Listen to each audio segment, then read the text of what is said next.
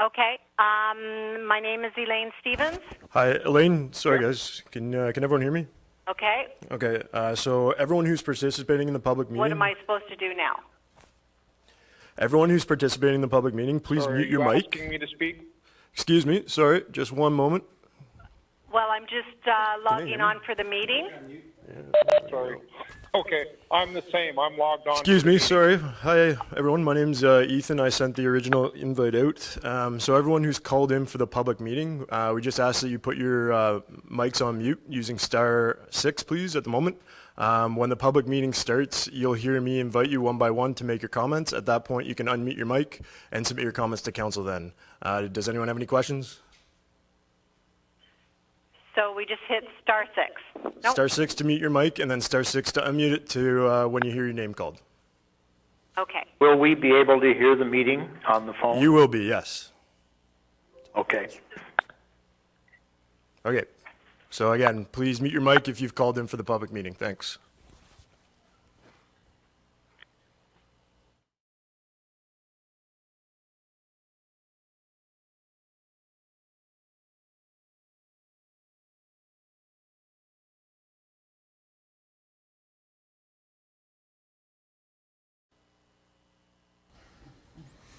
Okay, I'd like to welcome our public audience now to the 95th meeting of the 7th Council of the Municipality of South Dundas.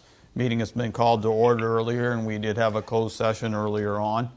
So we're moving on to confirmation of agenda. Are there any additions, deletions, or amendments?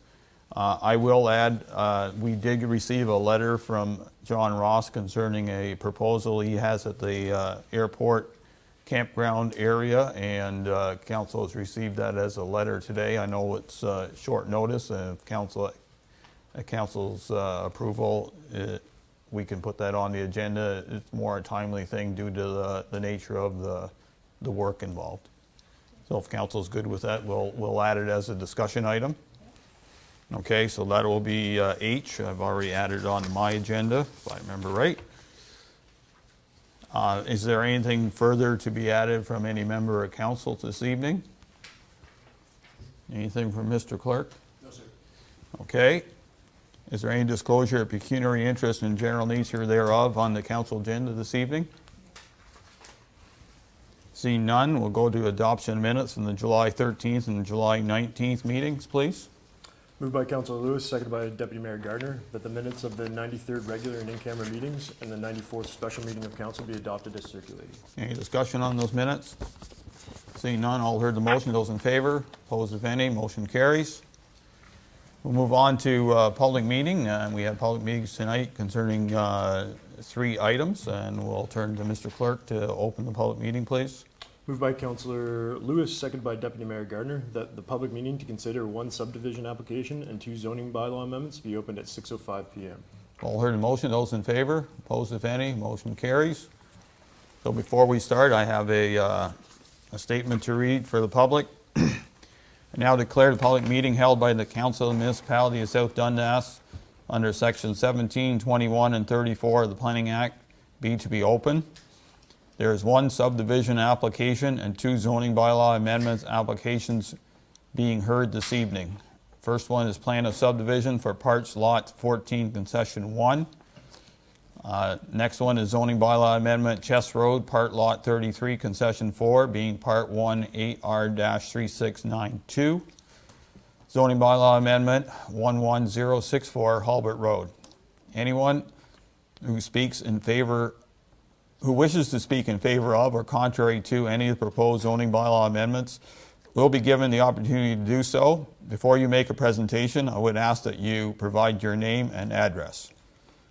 I am required by the Planning Act to advise you that if you do not make an oral presentation tonight or a written submission before the proposed zoning bylaw amendment is adopted by Municipal Council, you will not be entitled to appeal the decision to the Ontario Land Tribunal. I'm also required to advise you that if you do not make an oral presentation tonight or a written submission before the proposed zoning bylaw amendment is adopted by Municipal Council, you may not be added as a party to any hearing of an appeal before the Ontario Land Tribunal. I will now ask our planning consultant, Peter Young, to provide a brief overview for the applications. Following the overview for each file, we will open the floor to anyone wishing to make an oral presentation on a specific application. And with that, I will call on Mr. Young. Welcome, Mr. Young, and we'll start with plan of subdivision for plot of lot 14, section 1. Thank you very much, Mayor Byvelds and Council for having me at this public meeting. Now, Ethan, do you want me to share my screen or anything for the presentation? Sure, yeah, that would work. Sure, yeah, that would work, Peter, thank you. Sure.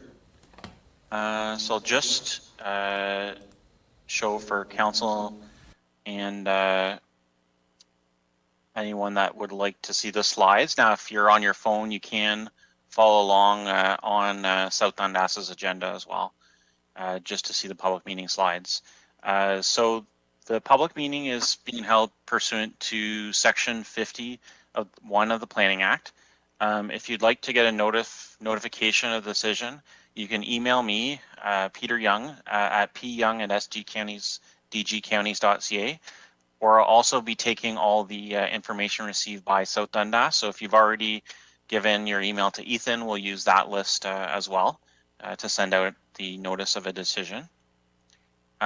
Just briefly, so it is, as the mayor noted, it's an open forum for the public and council to get information, ask questions about the project, to hear from the developer, and also have questions from council. There'll be no decision made tonight on this application. It's to receive public comments.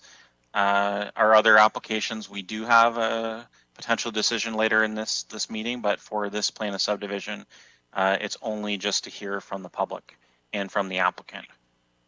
So I'll give an overview of the process, and then Ms. Zander, representing the applicant, will provide more details on their exact proposal. So for a plan of subdivision, the approval authority is the United Counties of SDNG. So following this public meeting, the counties will review all submissions made by the public and agencies on the proposal. If an application's approved, then there would be conditions that would be drafted to address development requirements, such as needing a subdivision agreement, grading plan, stormwater management plan. And if not approved, there's opportunities for appeal or to revise the plans to meet some of the agency requirements. And just before we get too far into that, there are restrictions on appealing a plan of subdivision. So as the mayor had said, there are opportunities for appeal for rezoning from some of our other meetings later tonight, but there are some restrictions if someone wanted to appeal a subdivision. The members of the public do not have the ability to appeal, but the applicant, utilities, public bodies, municipality, the province can appeal a decision and changes to conditions. Based on the timeline that they've submitted, we are required to make a decision within 120 days of when it was deemed complete, which would be October 2021. And I'll just kind of give an overview for those that are not familiar with the planning process on what kind of what the different steps are. So the meeting is being held under the Planning Act, which is a rule across Ontario on how to review and process development applications. It describes how land uses may be controlled and who controls them, whether it's the county, whether it's South Dundas, and what the applicant's rights are as well. So when we get a plan of subdivision, that means it's dividing up usually 3 or more lots. We look at the consistency with what the provincial policies are, what the county official plan says, the zoning bylaw, whether a project is compatible with adjacent properties, the suitability, how large it is, what the shape is, the adequacy of vehicular access and services. So in this case, one of the things we looked at is Dr. Stevens Drive. And I know we have spoken with one of the residents there, just noting that because it's been maintained by the township, it's considered potentially a township road. And Lakeshore Drive would be a township road as well. It used to be a county road. So we look at the access and services, We look at protection from flooding and unstable slopes. So there is some slope stability we look at for this project, servicing and septic approval. So a lot of different things that are considered as we review a plan of subdivision application like this one. Any decision of the counties, any comments from the township, they do have to, or from the municipality, conform and be consistent with the provincial policy statement. That's the rules all across Ontario to promote strong communities, strong economy, clean, healthy environment. So there's a lot of things for subdivisions we have to look at there. And it has to be consistent with what the province says. We look at what the official plan is, so at the county level, it sets the goals and objectives for the next 20 years and what type of policies we look at when we review applications. Again, the servicing, the size of the lots, all those factors that go into a decision. And Ms. Zander will get into this more, but this is in a rural district, which does allow limited severance and subdivision development, as you can see along Lakeshore and number 2. We would also look at the zoning bylaw. So in a residential waterfront zone, does it meet the minimum requirements? Can a building fit on each lot? That's something to consider. What are the standards? Does that, the size is enough to fit the right things, a house, a garage, all the standard things you'd see in a residential property, and waterfront setbacks as well. And those are the type of things that that we'll look at through the review of this application. So just in terms of the next steps, so the applicant is going to give a presentation, and that's going to be specific to show their plan for the property. The opportunity for council and the public to provide comments. We're going to review all the agency and public comments that we receive. And then myself, I'll provide a report back to South Dundas Council, summarizing all the comments we've received, everything mentioned by the public, and what our recommendation would be for South Dundas. That'll come in probably late September. In between then, as comments come in, the applicant can potentially change their draft plan and make modifications. And at the end of the day, there'll be a decision, or if there's not a decision by the end of October, the applicant could also put in an appeal. Just for the public, since it wasn't on this presentation, just so the public knows, we have received some comments from the agency. So we have received comments from South Nation Conservation Authority. They recommended, if it's approved, what the conditions of approval would be, which include implementing the environmental studies, providing scaled site plans to show all the setbacks from waterfront, from the slope, to do stormwater management plans and grading plans for each lot, to label all the potential setbacks, your septic system, all those type of things, and that it would be part of a subdivision agreement. So we have received some comments from the agency so far. Another one we received is from TransCanada. So there is a pipeline going by the property. They provided some potential conditions relating to if there is any construction beside their right-of-way, what the requirements would be, what the setbacks would be. And then just some comments from OPG, if the development was approved, that each owner would need to have a license, which is common in along the St. Lawrence, and that any OPG lands are protected from construction. And then a number of the agencies have just provided either no comment or that they don't object. So that's what we've received so far from the for the application, and that's kind of the end of my presentation. So I'll put it back to the mayor, and then the applicant has a presentation after this. This is just kind of the next steps in the process for your information. Okay, thank you, Peter. I'll invite Tracy Zander to present on behalf of the Sumac Point subdivision, please. Good evening, Mr. Chair, members of council and staff and members of the public. I too have a PowerPoint presentation. Is there someone on staff that can share that and I can just talk through the slides, or do you need me to share my own? Just one moment.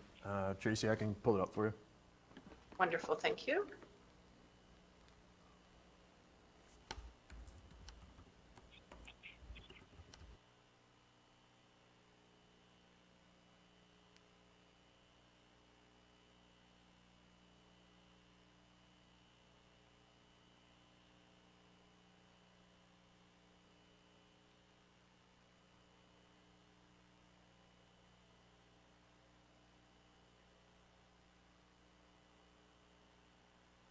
Are you able to share it from your side?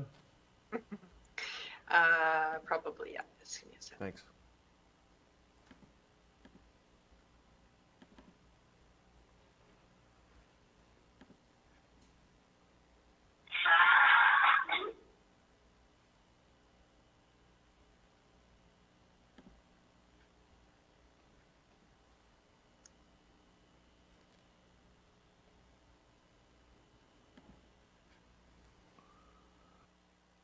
Okay, let me see.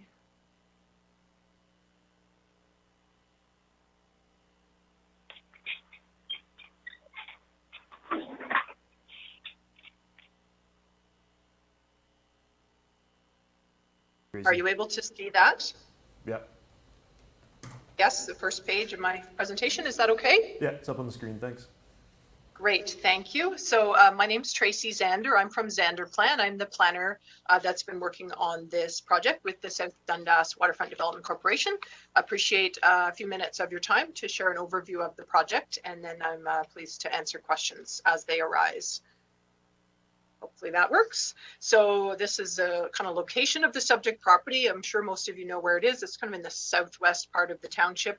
Properties just under 3 acres in size. It's kind of a rectangular shape, as you can see, running parallel to the St. Lawrence. It's in an area that's characterized by rural residential dwellings and some agricultural activity, and access to the property comes off Dr. Stevens Drive and Lakeshore Drive, both. So I'll show you the subdivision plan in a couple more slides. But in general terms, this is a 3-lot plan of subdivision, so 3 lots to be created, and they would be on individual wells and septic systems. The property does face to the St. Lawrence River, as you saw in the previous image, but it actually doesn't have any frontage on the St. Lawrence River. The lands between the subject property and the river are in the hands of OPG. So this is technically not waterfront property, although it does face to the water. There are 3 lots, so 2 would be about 3/4 of an acre in size, and 1 at 1.3 acres in size. And as I said, the access would come off of Dr. Stevens Drive and Lakeshore Drive. So this is the draft plan of subdivision that was prepared by the land surveyor that was submitted to the United Counties for review. And you can see the 3 lots, the middle lot being the larger, and then the 2 lots on each end that are about 3/4 of an acre in size. So this is just kind of an overview of the subdivision process, more specific to this project. Peter gave you an overview of how the subdivision process works. So this is specific to this application. So we filed the application to the United Counties before Christmas last year. There was some back and forth and some additional information that we needed to provide. And so the application was deemed complete by the United Counties at the end of June. The application has been circulated, as Peter indicated, to some of the agencies for review and comment, and of course to the public. So this is public's opportunity to provide comment and ask questions. The comments that have been received to date and the agency comments that Peter referenced have been provided to us. And so we're working to respond to comments and questions as they arise with my project team and my clients. And so this is the statutory public meeting, the chance for members of the public to ask questions as they arise. And then going forward, once we've addressed any comments and concerns that have arisen and provided any responses back to the township and the United Counties, the township needs to create what they would like for draft plan conditions or recommended conditions, and eventually those go to the county, the United Counties, for them to make a decision and issue draft plan approval for the subdivision. So these are the studies and reports that were requested to support the subdivision. So just very briefly, the environmental impact study was prepared by Geotech. This is a study of the natural heritage features, so wetlands, woodlands, water courses, natural features. and an assessment of whether the proposed subdivision would have a negative impact on any of those natural features.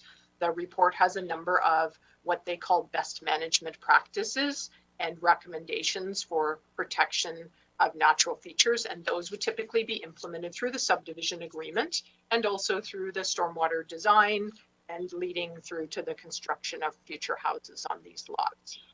There was a hydrogeology and terrain analysis study also prepared by Geotech. So this is an assessment of the suitability of the 3 lots to support new wells and septic systems.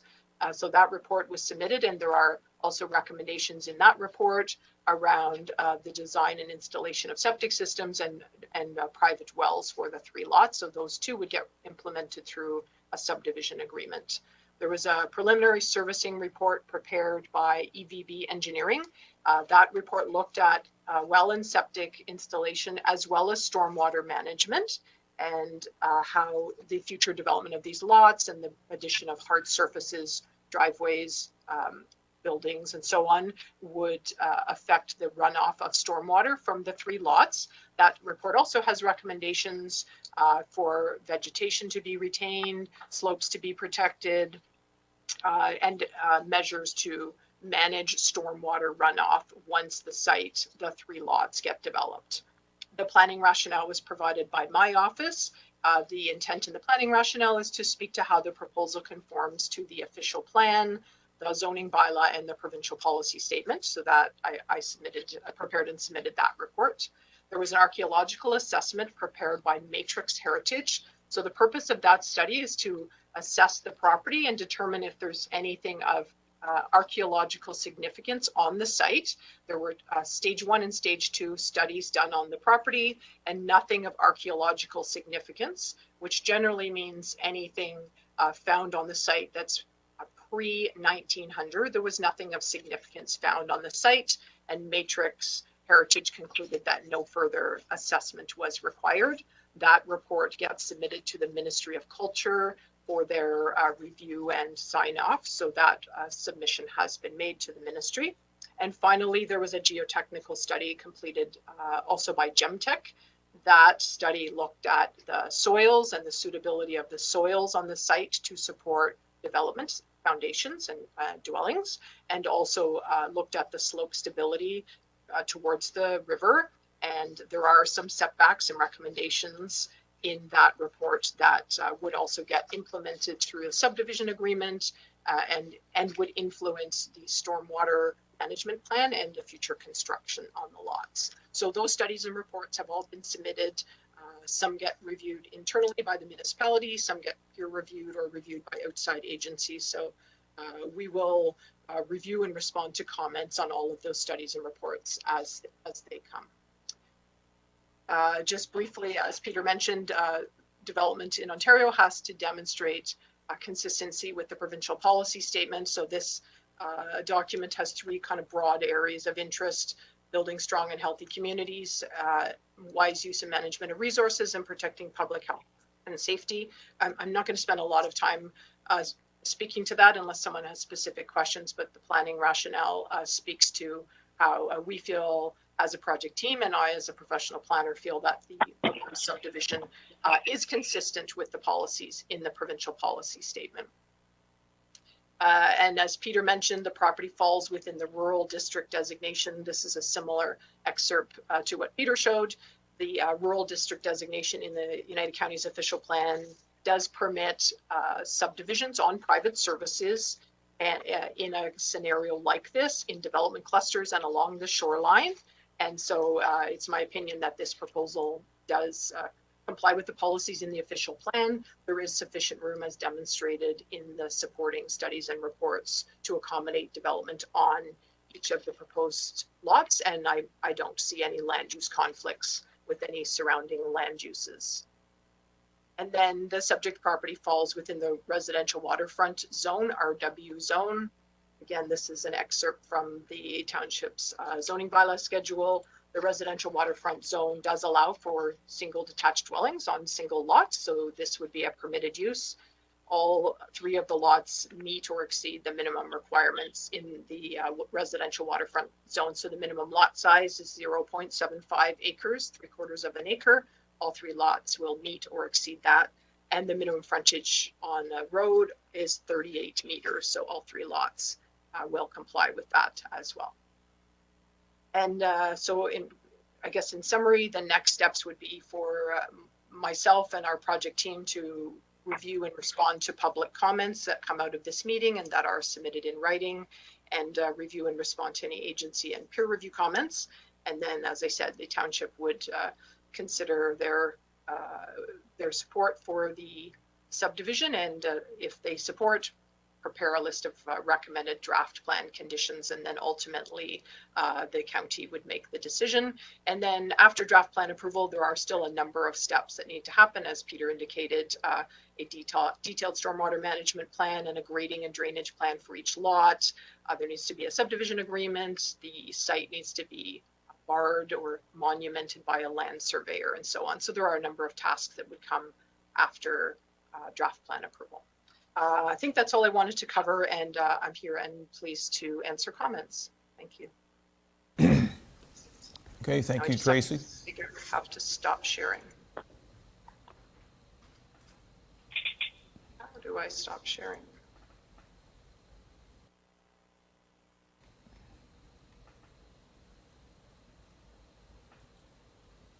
I actually don't see anywhere where it lets me stop sharing.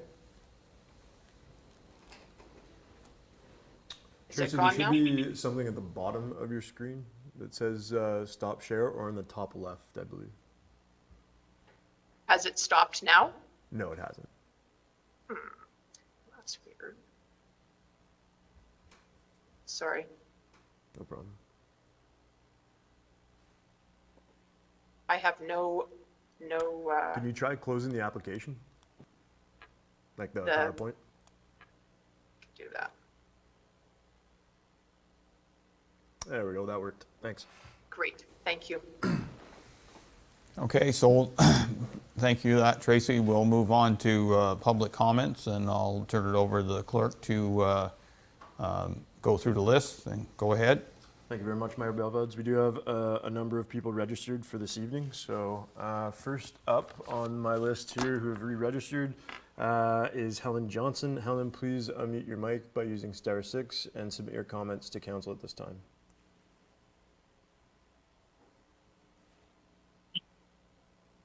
Hello? I'm unmuted? Hi, Helen. Hi. You can hear me? Yes. Okay, thank you. It's Helen Elizabeth Johnston, 11290 Lakeshore Drive. I was struck by some of the comments that said there were all these approvals that were required. The suggestion that pre-approval was required before some of these things were done. And I'm not sure that that's exactly how everything happened. It said vegetation to be retained. Well, of course, there's been a lot of cutting.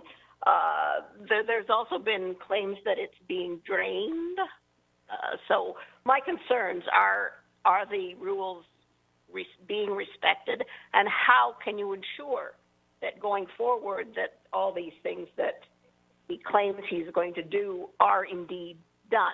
So what exactly does a subdivision enforcement or a subdivision agreement entail, and what kind of enforcement is available? Because there has been some disrespect shown to the neighbors and some of the agencies. So, I mean, I do have concerns going forward what kind of enforcement and what kind of scrutiny would be applied to this property, this development.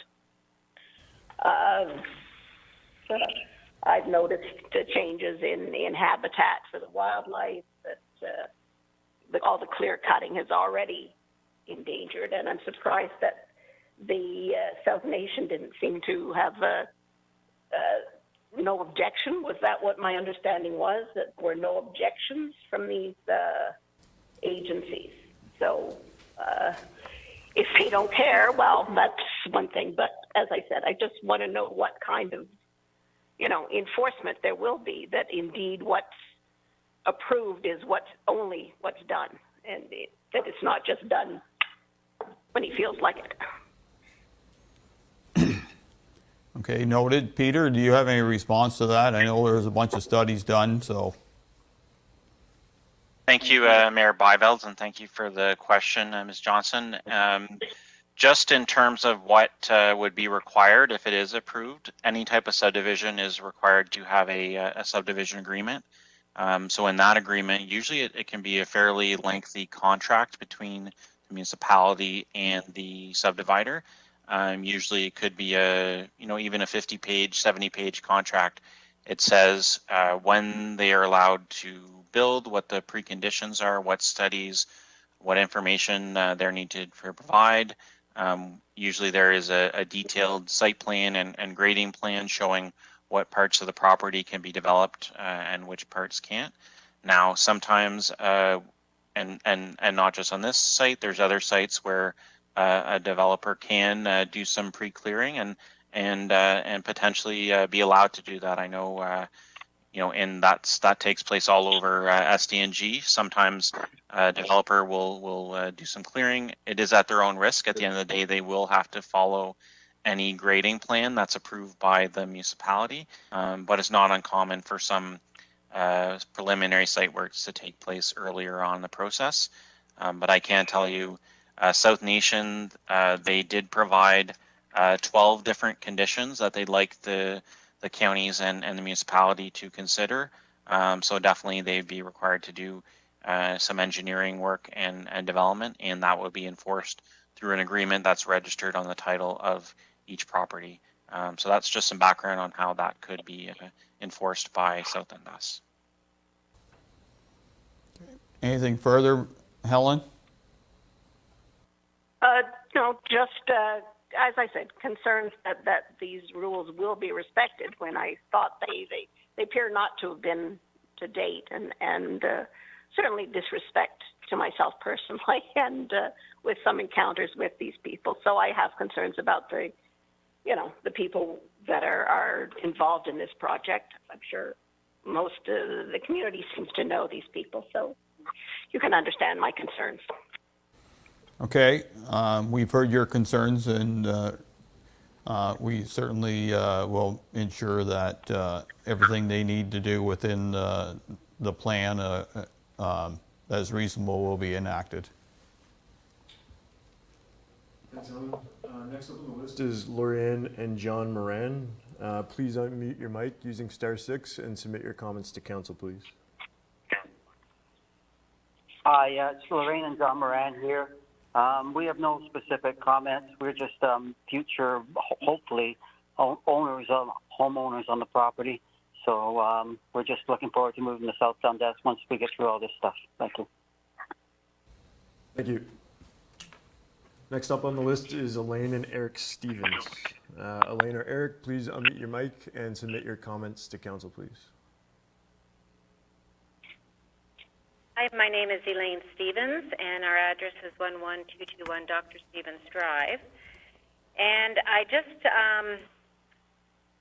want some clarification regarding waterfront development, because I know the lady speaking earlier had made a comment about it's technically not on waterfront because it's owned by OPG.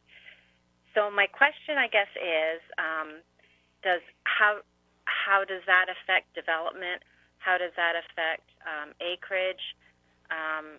Does the acreage include the OPG land for the minimum acreage allowance, or is it not included and that minimum acreage allowance is separate?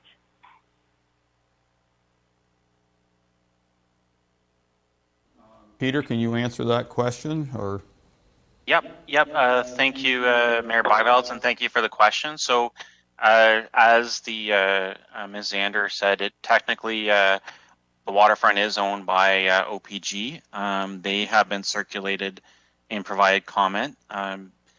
So, what their comments are that They have no concerns provided their rights of owner of the adjacent lands are protected. OPG's lands are protected from ongoing construction activities, a result of any approvals. No part of the subdivision falls within their ownership. And if it's approved, new homeowners will be required to contact OPG to inquire about obtaining a non-exclusive waterfront license to access the lands and access the St. Lawrence River and install a removable dock. So that's something that's common along in South Dundas and South Stormont, that the waterfront is owned by Ontario Powder Generation. As the counties and again, these aren't technically water, but through the process that the waterfront lots, the impact on the slope, the distance from the water, the environmental setbacks, that is all considered in the reports. And if there are any docks or anything like that, permits would be required from the appropriate authorities and leases from OPG.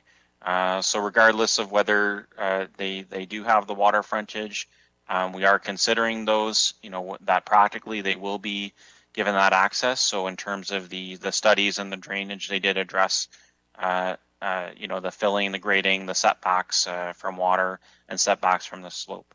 So none of the lands in those areas, all that is private property. It's not, it's owned by the developer and not by OPG. So any leases, any of that would be in addition to the acreage that's mentioned, the 0.7 or the 1.3 acres. Any land as OPG would be a lease between the owners and would be in addition to the acreage that was already mentioned. Okay. Thank you very much. Okay, thank you, Elaine. Go ahead. All right, next on our list is Lynn and Steve Cruikshank. Please unmute your mic using *6 and submit your comments to council now. Okay. Can you hear me now? Oh, sorry, Steve, you go ahead. All right, sorry. Okay, so Steve Cruikshank, and my address is 2215 Perth Road, Glen Burnie, Ontario. So, Mayor Byveld, council, planner, and spectators, there's two comments for us. I'm speaking on behalf of my mom, who owns the property between Dr. Stevens Drive and the land being developed. We've had it surveyed, and there is a parcel of land that separates this development from Dr. Stevens Drive, and that is owned by my mom, Marlene Cruikshank. So that's an issue, and as far as access goes across her property, we would prefer that we have not granted anybody the right to have access to cross that property.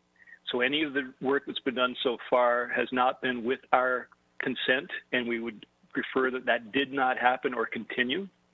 And the only other second thing is just that my understanding is, or our understanding is, that Dr. Stevens Drive is a township road, and that's the way that it's been for as long as I can remember.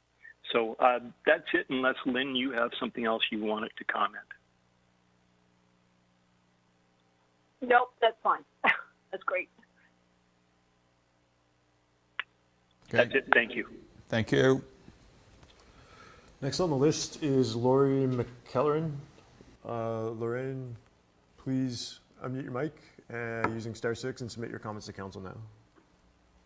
Yes, I'm here, and I am also a daughter of Steve Cruikshank, so I would like on record my comments to reflect those of Steve and Lynn Cruikshank. Next on the list is Ann Stevens, and please unmute your mic using *6 and submit your comments to council.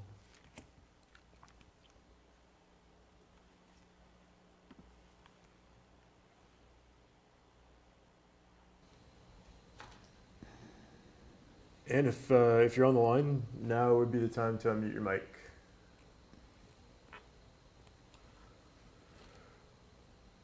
Okay, moving on. Next on the list is John Allison. John, if you're on the line, please unmute your mic using *6 and submit your comments to council now. John Allison. 11315 Lakeshore Drive. My question involves Dr. Stevens Drive, and although the comments that have been made, is it indeed a public road by nature of the municipality doing maintenance work on the road, as opposed to the traveled portion of the road, and considering the right-of-way, which is 75 feet wide, if my memory is correct. So is it indeed a public road?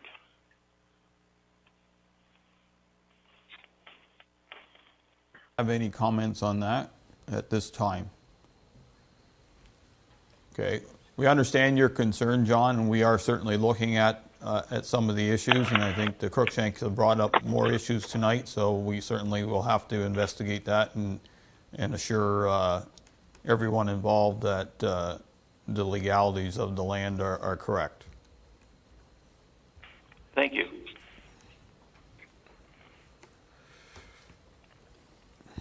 Okay, next on our list is Jim Millard. Jim, please unmute your mic using *6 and submit your comments to council now. Jim Millard at 11331 Lakeshore Drive. I am concerned about access from these lots to Lakeshore Drive. There's already one allegedly temporary driveway, which is pretty large and had a pretty big culvert and is in a pretty bad spot on that curve. And if there's going to be a second driveway coming out onto Lakeshore, that's going to be equally troublesome. I assume the third lot will be serviced from Dr. Stevens Drive. The culvert pipe that was put in there, probably without permission a month ago, was gigantic, and then both ends of it were covered completely in about 4 feet of fill, so I'd like to know the reasoning behind that. It is going to impede water flow tremendously if it's left there all winter. And I'm curious, too, to know why there are at least 3 or 4 wells been drilled on that property. Okay, so I can answer some of your concerns, Jim. They are certainly noted, and staff will have to look at that entrance and see if there's a traffic study or anything else that's required for it. And as for drainage, they certainly will have to have a site plan, and South Nation will have to approve it along with our director of transportation. So I know that the fill has started in there, and I know that they have some plans there. That was stopped, further pending this meeting and any other site plans that the proponents will be required to do. So we will rest assured that we will make sure that certainly gets looked at. And the second part was the wells. Tracy, do you want to comment on the wells and the reasons for them being there? Thank you, Mr. Chair. Unfortunately, it's not my expertise. I can't really provide an answer to that, but I've made a note of that so we can follow up. I was just wondering if they were there in anticipation of using them for a water source heat system, because there's no natural gas there. I don't know how they're going to heat these houses, but I wonder about taking water out of the ground and dumping it back into the river. I suspect that might be the plan. I'm not sure. I don't know the answer to that, but I have made a note to investigate.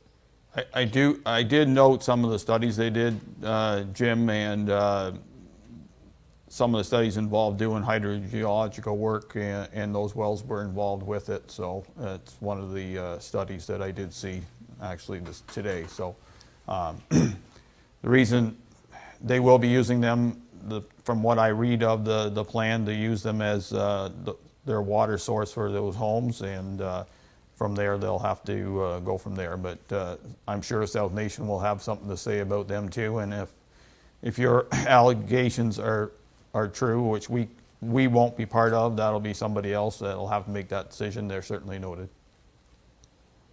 Thank you. Okay, next on our list is Janine Wagemans. Janine, please unmute your mic using *6 and submit your comments to council.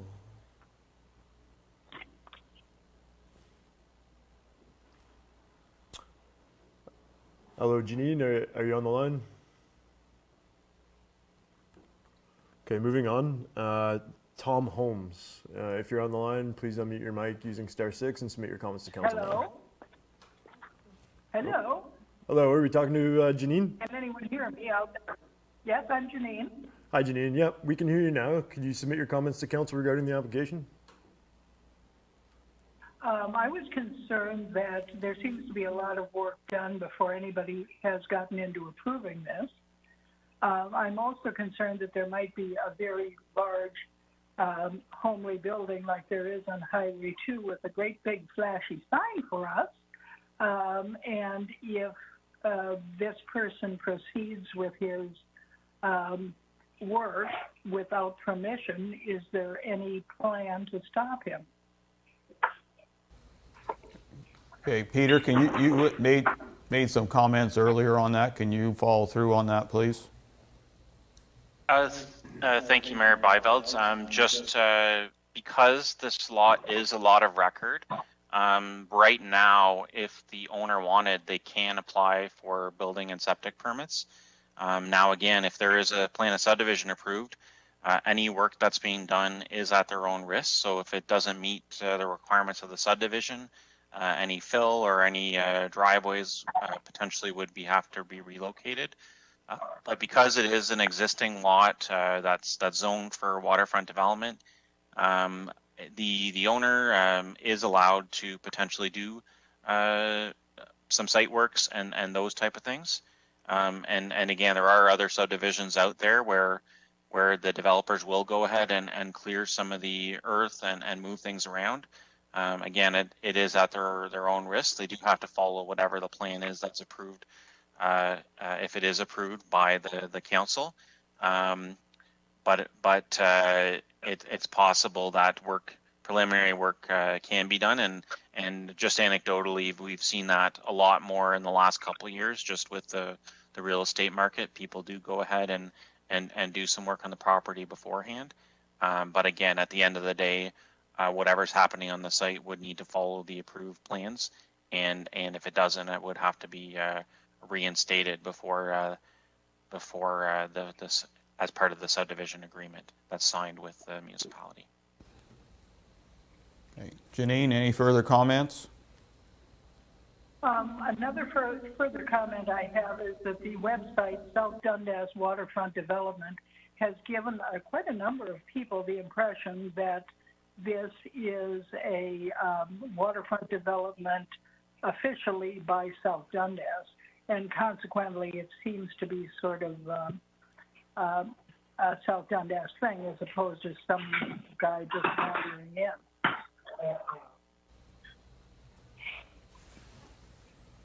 We lose her. Janine, you still there? Yes? Okay, we heard, something went and we lost the last little bit of your comment.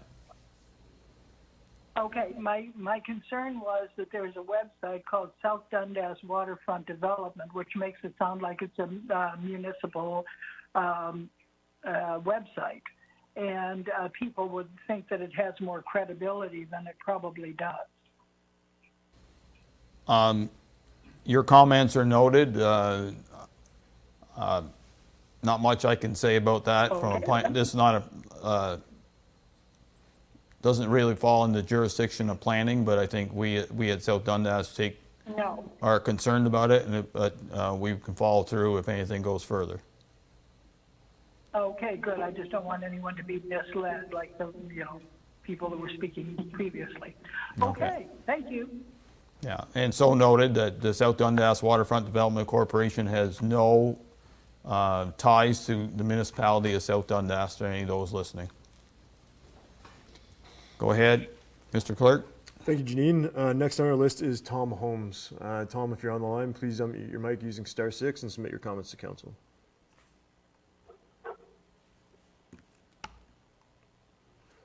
Tom, are you on the line? Okay, moving on. Amy Burnett. Amy, if you're on the line, please use *6 to unmute your mic and submit your comments to council.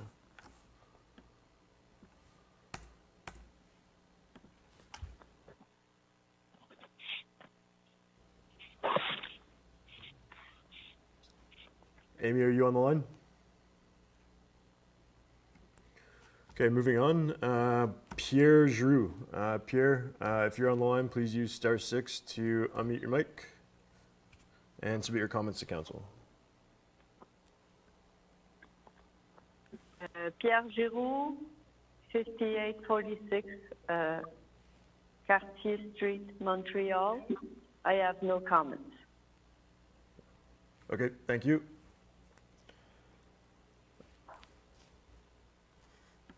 At this point, my list is exhausted, Mayor Byvelds. I believe we do have a few more people on at this point, though.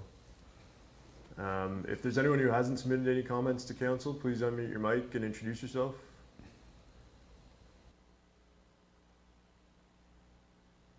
Okay, that concludes all the public comments today, Mayor Byvelds, related to this file. Okay, I will call on, first of all, on Tracy if there's any further comments concerning this plan at this time. Thank you, Mr. Mayor. I have nothing further to add. Okay. Mr. Young, do you have any further comments? No, just that we'll be returning to council in late September with a summary of all the comments received from the public and agencies and potential recommendations, whether it's for approval conditions change, depending on how all the review goes. So we'll come to council later in September. So if anyone's in the public following and interested, you can follow on the South Dundas agenda, and we'll have a report that will go to council at a later date, probably the second meeting in September. Okay, so before we go on to that, I will go around the council table. If there's any comments, questions, concerns from any members of council, Deputy Mayor Gardner. No, Mayor, other than to just thank the public for commenting. Okay, Council Wells. I have no comments at this time, Mayor. Council Lewis. No, I have no questions or comments at this time. Thank you. Council Mellon. Any issues or questions I have been already addressed by the public, and I'll wait for the report. Okay, and I do thank the public that took time out of their day to present their comments to council. They are taken seriously, and we certainly will incorporate that into our judgment of the bylaw when it comes forth to council. Rest assured that this subdivision, like every subdivision we work with, will be done correctly, and site plans will be part of it, along with any other concerns that have brought up that staff have noted, and along with our planner, Mr. Young, when it comes forward. We will certainly keep all your comments and make sure that this subdivision is done correctly. If there's nothing further, then we thank you, the public, for that section, and we'll move on to the next zoning bylaw amendment, Chess Road, Part Lot 33, Concession 4, being Part 1, 8R 3692. Peter?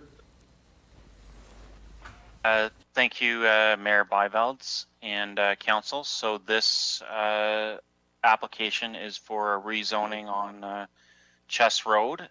So the current zoning is agriculture with a special exception 31. That exception's in relation to the pit that's right beside there. Any development near aggregate, whether it's potential or existing and potentially not depleted yet, needs to be reviewed to make sure there will be no impact on the resources, and then public health and safety are also considered. In this case, the point is not to look at that. It's to potentially build an accessory building on the property before the main building. So we did review this against the official plan and PPS, and we sent this out for public comment. As of the date of writing the report, we did not have any comments from the public or from the agencies. So the bylaw that would be considered later at the meeting would be to rezone it to potentially allow for this accessory building to be constructed before the main dwelling. Were there any public comments on that, Mr. Clerk? We have received one gentleman to register for the public meeting tonight for this file, yes. Okay, and Benjamin Standish, if you're still on the line, please unmute your mic and present your comments to council on the application. Hello, good afternoon, good evening, Mayor and Council. Thank you for allowing me to attend this meeting. I'm not sure if there's any other concerned parties with questions.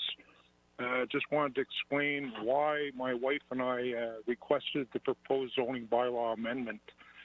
My wife Vicki and I would like to explain the request.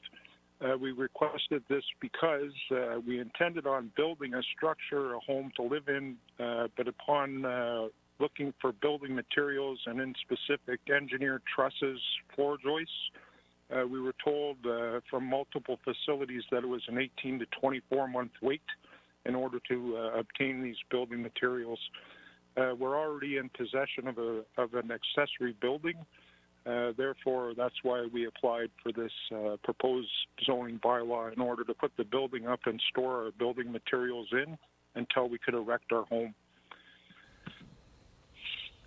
okay, that makes sense. Thank you for those comments. There's nothing further, Mr. Robert? No, sir. Okay, any comments from council on this file? Councilor Mellon? Peter, if the zoning will be changed to allow residential, is that right? Yes, our intention is to build. Oh, sorry. I'll allow Mr. Young to comment, please.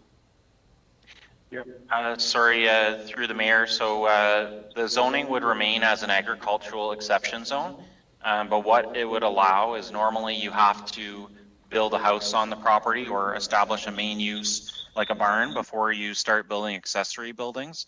And typically you want that so the building doesn't get converted to a residence at some point or used for storage indefinitely. And sometimes there becomes a lot of property standards issues for that situation.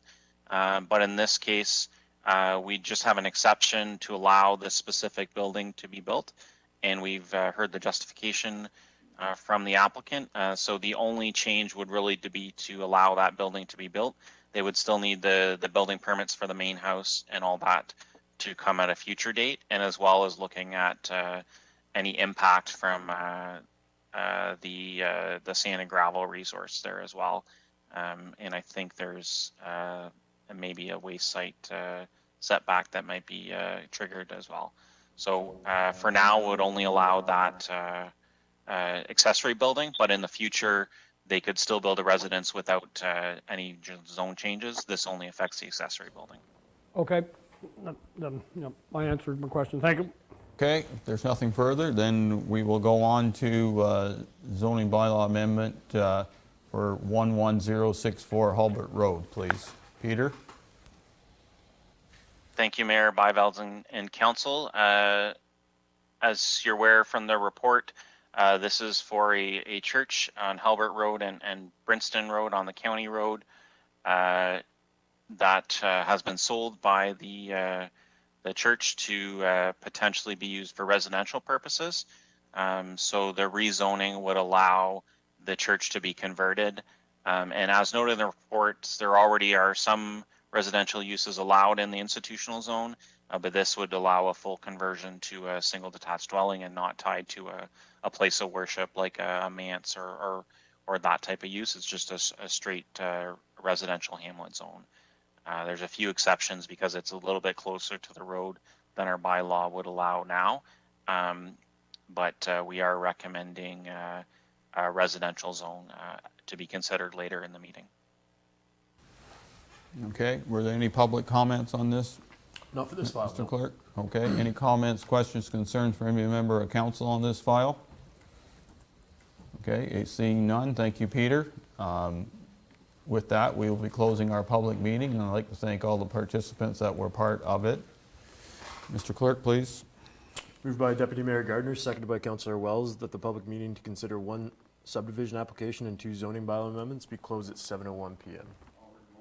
Favor? Opposed, if any? Motion carries. Thank you. We'll move on to delegations. Tonight we have Macintosh Perry, our drainage superintendent, and he has a list of updates that he'd like to discuss with council. So, is it Lucas?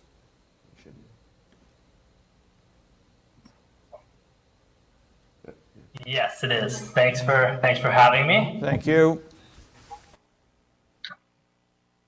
So before you have a memo of updates that we put together, and we'll just go through a few of the items and a few of the things that we wanted to talk about. So up first we have assessments, which we were going to. Basically, we're working towards a more updated system where it sort of keeps everybody involved, keeps all the municipal staff on the same page, specifically with background reviews, site updates, and updating assessment schedules prior to maintenance in order to avoid any issues with that. That being said, we are currently probably going to continue with this year's maintenance without updating the assessment schedules. But we've discussed it and we're going to try, and we have to have them done before April because that's when grants time comes around. So we can administer construction, but we have to make sure that those get updated and that we keep on top of them. The intent is to keep the assessment schedules consistently updated, and we'll get to a point where we can just approve that year's maintenance jobs in like a batch of assessment schedules. So it could become an annual council item. In a specific time of year, you have this many assessment schedules and maintenance plan for this many jobs, and we can approve them all sort of in one shot. And I know that would also be good for there's a desire to keep landowners informed on the ongoing maintenance projects. So we can have that plan for this year and leading into next. So we can have the construction notices sent out, or we could do for the larger scale drains, we could hold maybe public information sessions, obviously COVID depending. But I know some other larger municipalities will hold an information session for all of the landowners that are involved. And it just keeps everybody in the loop and reduces the amount of landowners who have issues with ongoing maintenance.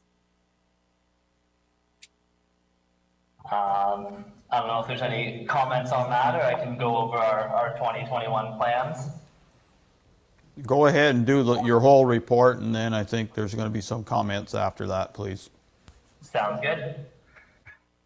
So far, the two jobs that we had completed inspections for previously, we have all the permits and they're ready to go. We talked about waiting on putting the jobs to construction until we can get the standing offer list for the drainage contractors put together. And that way those jobs can fall under that category, and it'll help reduce the overall cost for the landowners. So the Don Haynes, Wilson, Reuben Mattice, and Garlow have all been inspected and permits have been filed. Once we get the permits back, we can prepare construction on those. The Wilson and the Mattice could both fall under that hired list for contractors as well to reduce costs. I don't think it will be feasible for the Don Haynes just based on the size. But the Don Haynes, the Garlow, and then there's another obstruction in the Don Haynes, all of which can be grouped together and put out as a single tender item, which will once again reduce costs on those two smaller ones if they're being grouped in the larger overall clean out. The Fred Links, we are talking to a qualified drainage contractor to come out and have a look. It's a collapsed tile system, which is just in their best expertise to advise us on cost and construction and what sort of requirements we're looking at for that one. And then the two remaining is the Thorpe Ellis and the Oliver Keys. The issue with these ones and why we've pushed the field investigations was the amount of clean out we want to do. So the requests are near the downstream end. And with smaller drains, it's easier to justify a full-scale clean out on a single maintenance request. However, these are much larger drains and impact a lot of landowners. So we have to decide if we want to just clean out, because we can very easily clean from the requesting landowner to the outlet, but it doesn't utilize the assessment schedule to its fullest potential, where it will be somewhat inequitable for some of the other landowners. And then the two last items, so there's the petition for the toy. We, at the request of council, went back and inspected downstream from the site in question to determine if there's any detrimental causes to drainage downstream. Other than a few small obstructions and signs of general maintenance required, there wasn't much to find. So that being said, we can prepare a report on our findings and present that here, or we can go back to the petitioning landowners and let them know that there haven't been any severe impacts downstream, because we can't guarantee that the results of that will fix their drainage issues with the proposal that's currently on the table. Lastly is the Fling Engineers report. We submitted it to all the agencies. No requests for an environmental appraisal at this time, and council is free to appoint an engineer after August 20th.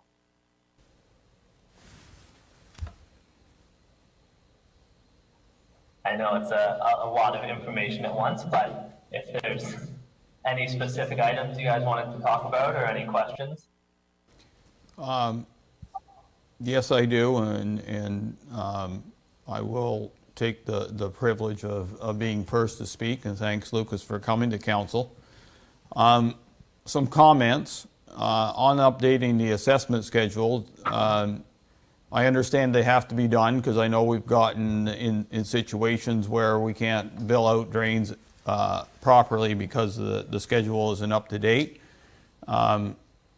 However, doing them significantly ahead of time will be challenging, because land changes ownership far too often in rural South Dundas, and then you'll end up redoing it again. So I would caution you on getting too far ahead on that. The other challenge, the big challenge I have, is that you have a significant list of work here. We haven't done a municipal drain since we've been on council. That is a big concern to the landowners out there. I know. So one thing that did happen before our previous director of environmental services left us was that there was a policy that was driven on dollars versus on doing work, tendering versus doing work hourly. We were supposed to get a list of contractors that were willing to do that work. Has that work never been done since council had given you the authority to do that? So the last two jobs we did, the ones in January, so the Moorhead and the Altman Row, we did both those hourly. But the hourly rate for those, we called the contractors to gather it to speed up the process for those two construction jobs so that we could get them done before the spring window. the hired list, so for the hourly contractor rates and the standing offer list, so that's the one we're talking about now. So that's the list we're currently putting together, because we have to put it out as it's similar to the way you put out a tender, and you get all the contractors supply you with their lists of equipment, their rates of those specific equipments, and then you can base the job off of that and pick the contractor with that equipment at the best hourly rate. But that list hasn't been put out yet or closed, but that's the intention, is to get that done, and then we can start using that for the smaller jobs. Okay, so that's how many months that's not been done? When are we going to get it done? We going to have a September 13th? Well, I'm not sure when that went forward to council in the first place, but the intention, yes, is to have that in September. 3-4 months. So our first meeting in September, so I do expect it on our desk so we can get some stuff done, please. Absolutely. The other, we have a large list here. I think, everybody that has requested needs to get that work done. So, first of all, you got to get that list, and the next one is to tender these out. If you're going to tender them, when is that plan going to be started? It is August. So the intention was to put off the smaller ones until we get that higher list together, because it will make them cheaper for the landowners involved. The Don Haynes we know won't fit under that list, and we've put in the permits, so as soon as we get those, we can put out the tender, if that's what we want to do. Well, the agreement of council was $20,000, so we understand that, but we need to get this work done. I know that council's going to back myself and Councillor Mellon on this very hard. We're way behind. I'm going to be very specific on the Don Haynes. Is your intention to do a full bottom clean out on the entire run from way up where it starts in Matilda Township to where it ends in Hess Creek, north of County Road 7, Barclay Road? Yes. Okay, and how did you determine that from Forest Road to Barclay Road? So we have 3 separate maintenance requests that we got at different parts in the drain, and we did a full site review and marked down basically all of the sediment. We looked at all the obstructions, and there's 4 or 5 spots we marked for that need severe bank stabilization, and just holistically. So most of it was on-site review in combination with the requests we received. Okay. That was the one that you, in full disclosure, I own a significant amount of land in the Don Haynes drainage basin. So, in fact, I'd probably say 90% of mine goes into it. And I understand there's some issues further upstream from Forest Road North, but it's not probably as significant as Forest Road South. That's the one that the big assessment schedule will have to be done. I know that's the one you asked for a re-engineered job, and council turned that down because it was significant cost involved. So, not sure where it's on the list, but that's certainly a big job if you're going to go ahead and do it. I'm not going to, if there's a need, then I'm not going to sit here and say there's not. The other challenge I do have is your last 2 requests. I'm going to allow Councillor Mellon to discuss the toy drain petition, because the petitioners are related to me. The Fling Municipal Drain, that was the one that we were going to take to an engineer report. So August 20th is coming this week. So is that going to be coming to September 13th meeting then? Yeah, I will discuss with the municipal staff about putting out for engineers, and the appointment should be in that council meeting. Okay, that's my comments for now. I'm going to turn it over to Councillor Mellon at council's pleasure, and we'll go from there. So, Councillor Mellon. Yes, thank you, Mayor Byveld. This is, to say the least, frustrating that be honest with you, we're no farther along with this than we were 3 years ago. this hired list, how much longer is that going to be? I mean, we should have had that by now. That to me, that's unacceptable that we haven't got contractors, using that list. As far as I'm concerned, every one of these drains that can be done should be done this year. The Thorpe Ellis drain was done in 2 separate goes. So when you're talking about doing the whole thing, it would be somewhat wasteful to do the upper portion of the Thorpe Ellis, but the lower portion was done probably 6, 7 years, maybe 7 years before that. I know that because my land drains into it. The lower portion of the outlet end of the Thorpe Ellis from Fulton to the South Branch was done quite a bit sooner than the upper portion. That was a major drain probably 8 years ago, roughly. And I don't think it needs to be touched yet. But you got to start looking at these things and prioritizing these things and look back on when they were done and when they were last done and when they needed to done. Obviously, you've got to do the lower section first because there's no sense, you can't do the upper section without the lower section first done. We got to get on our ponies here and get some things done here. To me, it's unbelievably frustrating and unacceptable that we're still dragging our heels on this. I'll be surprised if we get any drainage done work this year, reading this report and waiting on tendering and the list of contractors. It's just, we, as a council, I thought we stressed that we wanted to have stuff ready to go out by midsummer, and here we are the 15th or the 16th of August, and, we're not going to be any better than, it'll be digging in December again, which is ridiculous. I will address the toy drain petition. I think we need to go back to the landowners and see what they want to do, in my mind. I was sort of suspected what the report you have here, that, simple maintenance isn't probably going to cut it. And they're not going to be probably happy with any improvements they're going to see in that.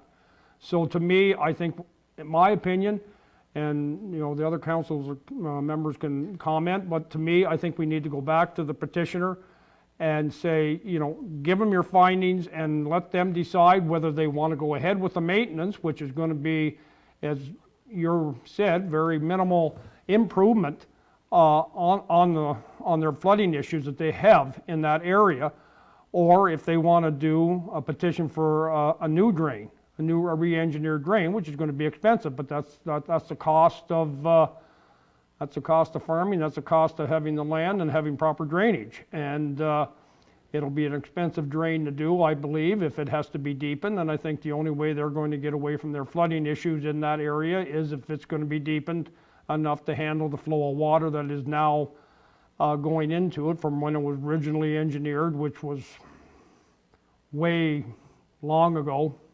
And it just can't handle the water. So that's my opinion on the toy. My comment on the toy is go back to the landowner, the petitioners, and let them know that what your findings are, and let them decide whether they want to go ahead with the maintenance, which is going to cost them some money and it's not going to get them the results that they're looking for, or if they want to petition for a re-engineered drain and a deepening drain. But my frustration, I'm going to try and not say too much because I'll probably say something I shouldn't say. So anyways, Mayor Byvels, I agree with what your comments are. We got to get moving on this because it's just unbelievable that we're still where we are. Okay. Deputy Mayor Gardner, any comments, questions, concerns? Sitting almost 3 years at this table, I don't know a lot about drains, but I've learned a lot from the mayor and from Councillor Mellon. I do know a lot about project management, however, and I can say that, we haven't achieved much. And I'm hoping that McIntosh and Perry is taking this seriously. We have to move the ball forward. All of us sat on stage and our agricultural community is fed up. They're tired of waiting. And, in project management, knocking off some of these deliverables and coming to the table saying this, and done, where our residents and our agricultural community can see that the work's actually being done. I agree with the frustration, and I am hoping that magic happens in September and there's something to show for this 3 years of discussion. Councillor Wells? Yeah, thank you, Mayor. I can't really, I can see the frustration here, and I can't really add any more because it's like it was like 3 months ago, like the mayor stated, that we wanted a list and everything, and we're not getting it. So I don't know whether, I know you guys, you work for a lot of different people, but if people are getting put on the back burner, like we need results, and I'm not seeing any.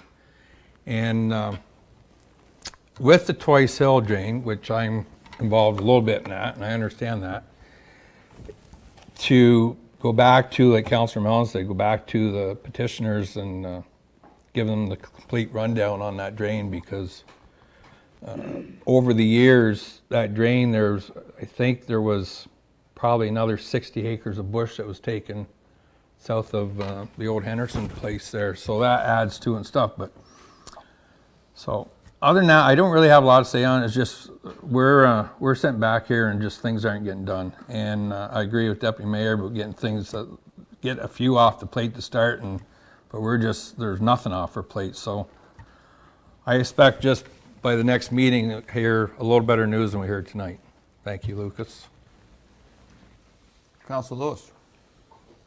I have to agree with the mayor and Councillor Mellon. Each year I learn a little. Whenever I first came on to council, I knew absolutely nothing about drainage. But every year it seems like I learn a little bit more. And some of it is quite shocking to me to learn. But as they have both stated, we have been here almost 3 years and we have accomplished absolutely nothing whatsoever. And I do talk to farmers. As a matter of fact, I got a brother-in-law that's a farmer, and he is very frustrated that we're not doing drains. And I'm not personally blaming it on you, Lucas, but I do believe that we have to get out of our chair and start accomplishing some of these jobs within 2021. As Councillor Mellon said, we'll be doing it again when the snow is on the ground and everything is frozen, which I don't think this council wants to see. We put our faith in you and your company, but we don't seem to be accomplishing anything. And I think that's where I will leave it. Thank you. Thank you, Mr. Mayor. Okay. So Lucas, any comments to council on our concerns? No, I appreciate all the concerns, and I understand that there's a lot of frustrations, especially among the farmers. I was out there and we talked to a few of them as we walked through the drains. But the list we have isn't in as bad of shape as it looks. The Thorpe, Ellis, and the Keys are the only ones that require a site visit still. And part of that is because we weren't determined how much we were going to do or not, which the site visit would show us. The rest, the two projects are ready to go, and the other ones we're just waiting on permits. And once we get that, I know DFO has some unfortunate timelines, especially this year. So we're waiting on that, and we're waiting on the class authorizations. But once we get that information back, the process is quick. All we have to do is tender out those construction jobs, and then we're good to go once we find a contractor. I don't see why those projects shouldn't continue this year. The Fred Links, once we have a contractor to look at it and let us know sort of what we need, it will be the same. We file for permits and we're good to go. But the rest of those projects, once we receive those permits, should be relatively quick turnarounds. Okay, so you have 4 weeks to come back to council. Somebody needs to come back to council and give us a timeline of what's going to get happen this year and what's not going to get happening this year. So and with full explanations, because we get the phone calls, and to be honest, I don't mind explaining things that I haven't done right, but I do not like explaining problems that weren't done because somebody didn't do their job. And no disrespect to you or anybody else, but as mayor and as councilors, we need to have answers, and right now, I don't have an answer. If DFA or Dundas Federation Agricultural people phone me tomorrow and said, what's going on with drains in South Dundas? My answer is absolutely nothing. That is not an acceptable answer this day and age. We haven't done anything in 3 years. We need to get stuff done. So please do so. Our next meeting, September 13th, I expect an update at this council table, please. Absolutely. Okay. Anything further from any members, council? Okay. Thank you very much, Lucas. Thank you for having me. So we'll move on to our action requests. Our first one is FES 2021-07 surplus equipment. Motion, please. Moved by Councillor Wells, seconded by Councillor Lewis, that council accept report FES 2021-07 to approve the disposal of surplus equipment to the current volunteers. Okay. Chief Morehouse, welcome. Thank you, Mr. Mayor and Council. So you have before you a report on the disposal of the helmets and boots, which we have been purchasing new ones for the firefighters this year. We talked about this back at the when we were talking about capital updates. I have talked to the firefighters and have given you their comments below within the report itself. And if you have any more questions, I would be happy to answer them at this time. Thank you. Comments, questions, concerns? Deputy Mayor Gardner? No comments. Councillor Lewis? No, none. Councillor Mellon? Nope. Councillor Wells? No. Okay. No comments from me. We've all heard the motion. Those in favor? Opposed, if any? Motion carries. Thank you. Next report, FES 2021-08 extractor wash machine. Moved by Councillor Lewis, seconded by Councillor Mellon, that council accept report FES 2021-08 to approve the purchase of an extractor wash machine from Harco Laundry Systems for the cost of $9,380 plus HST. Chief? Thank you again, Mr. Mayor. So this report, we've been talking about within our senior staff, and I've been talking to some of my other chiefs within the area about how we're handling the COVID and how we're cleaning our PPE. Some of them have spent the money and got the money through council from the COVID fund given to them by the government. And I'm asking council at this time to do the same. I've given you some background from WSIB on some of the cancers that are now covered by WSIB. Should one of our employees get sick, they get reimbursed for time spent traveling for treatments, gas, mileage, food, for a nurse. And then again in 2020, I asked council to purchase one under that. It was declined at that time. So here we are in 2021. We're even under tighter mandate under COVID for deep cleaning our equipment. In 2020, we had 6 medical calls, 22 MVCs, and 11 fires. And that was right under the COVID peak of COVID. So far this year, we've had 9 medical calls. So our medical calls are going up. We've got more contact with patients. We've had 13 MVCs so far this year and 16 fires. So I'm asking council to please reconsider and let us spend the money from our COVID fund that was given to us by the provincial government to purchase an extractor wash machine, which will be placed at the Morrisburg Fire Station, and so we can deep clean our equipment rather than having to send it out and being out of service for a week and sometimes more. Again, I'll answer any questions you may have at this time. Thank you. Okay. Councillor Wells, start. Comments, questions, concerns? I have no comments. If the guys want it and this COVID thing, like we're here in this last year and a half with all this COVID stuff, and if you say you need it, you know what? It's coming from COVID fund anyways. Buy one.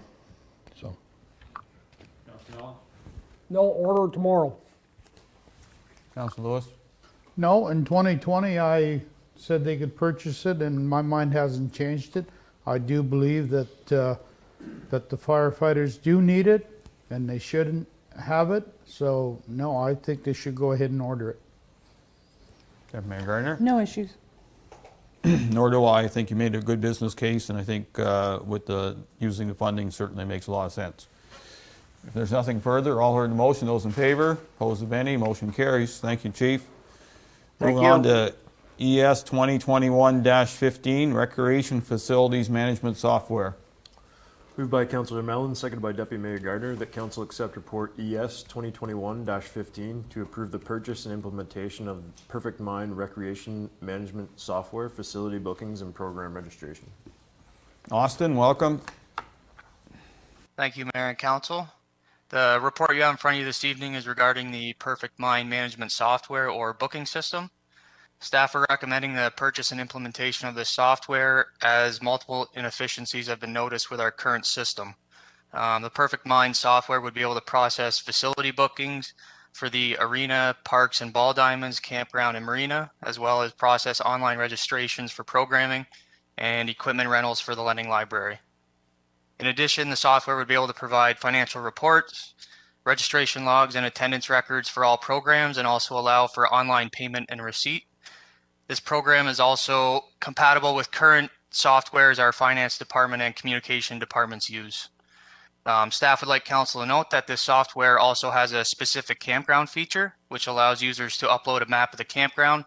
Traveling campers would be able to click on a site, see its availability and its services, and then complete their booking all online.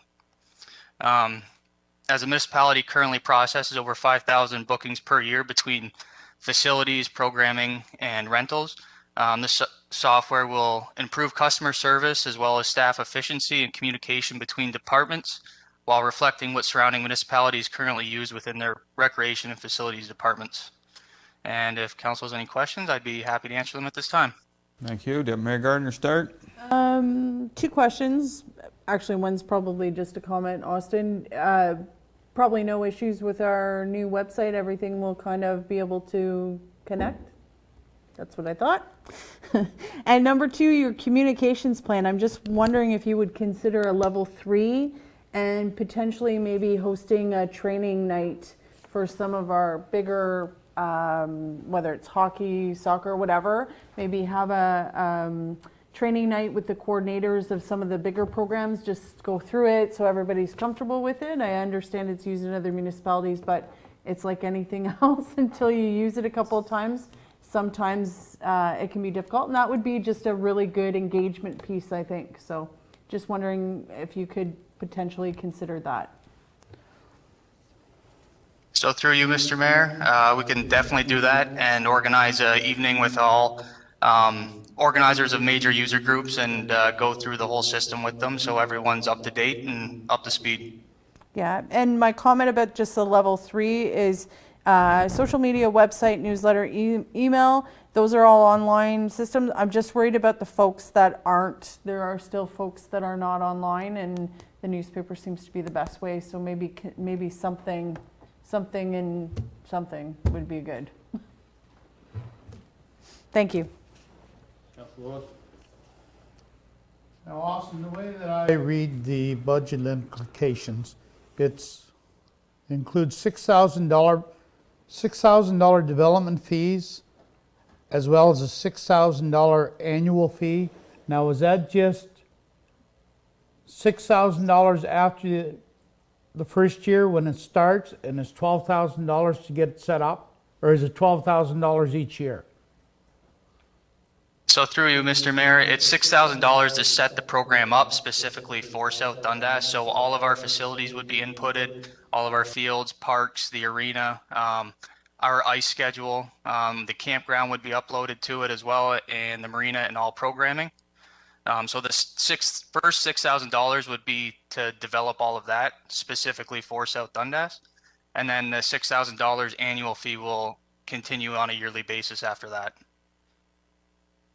So the first year it will be $12,000 total. And then after that, it's $6,000 each year. Okay, Yes. thank you. Councilor Mellon? I agree with Deputy Mayor Gardner on the level 3 to get it out in the newspaper.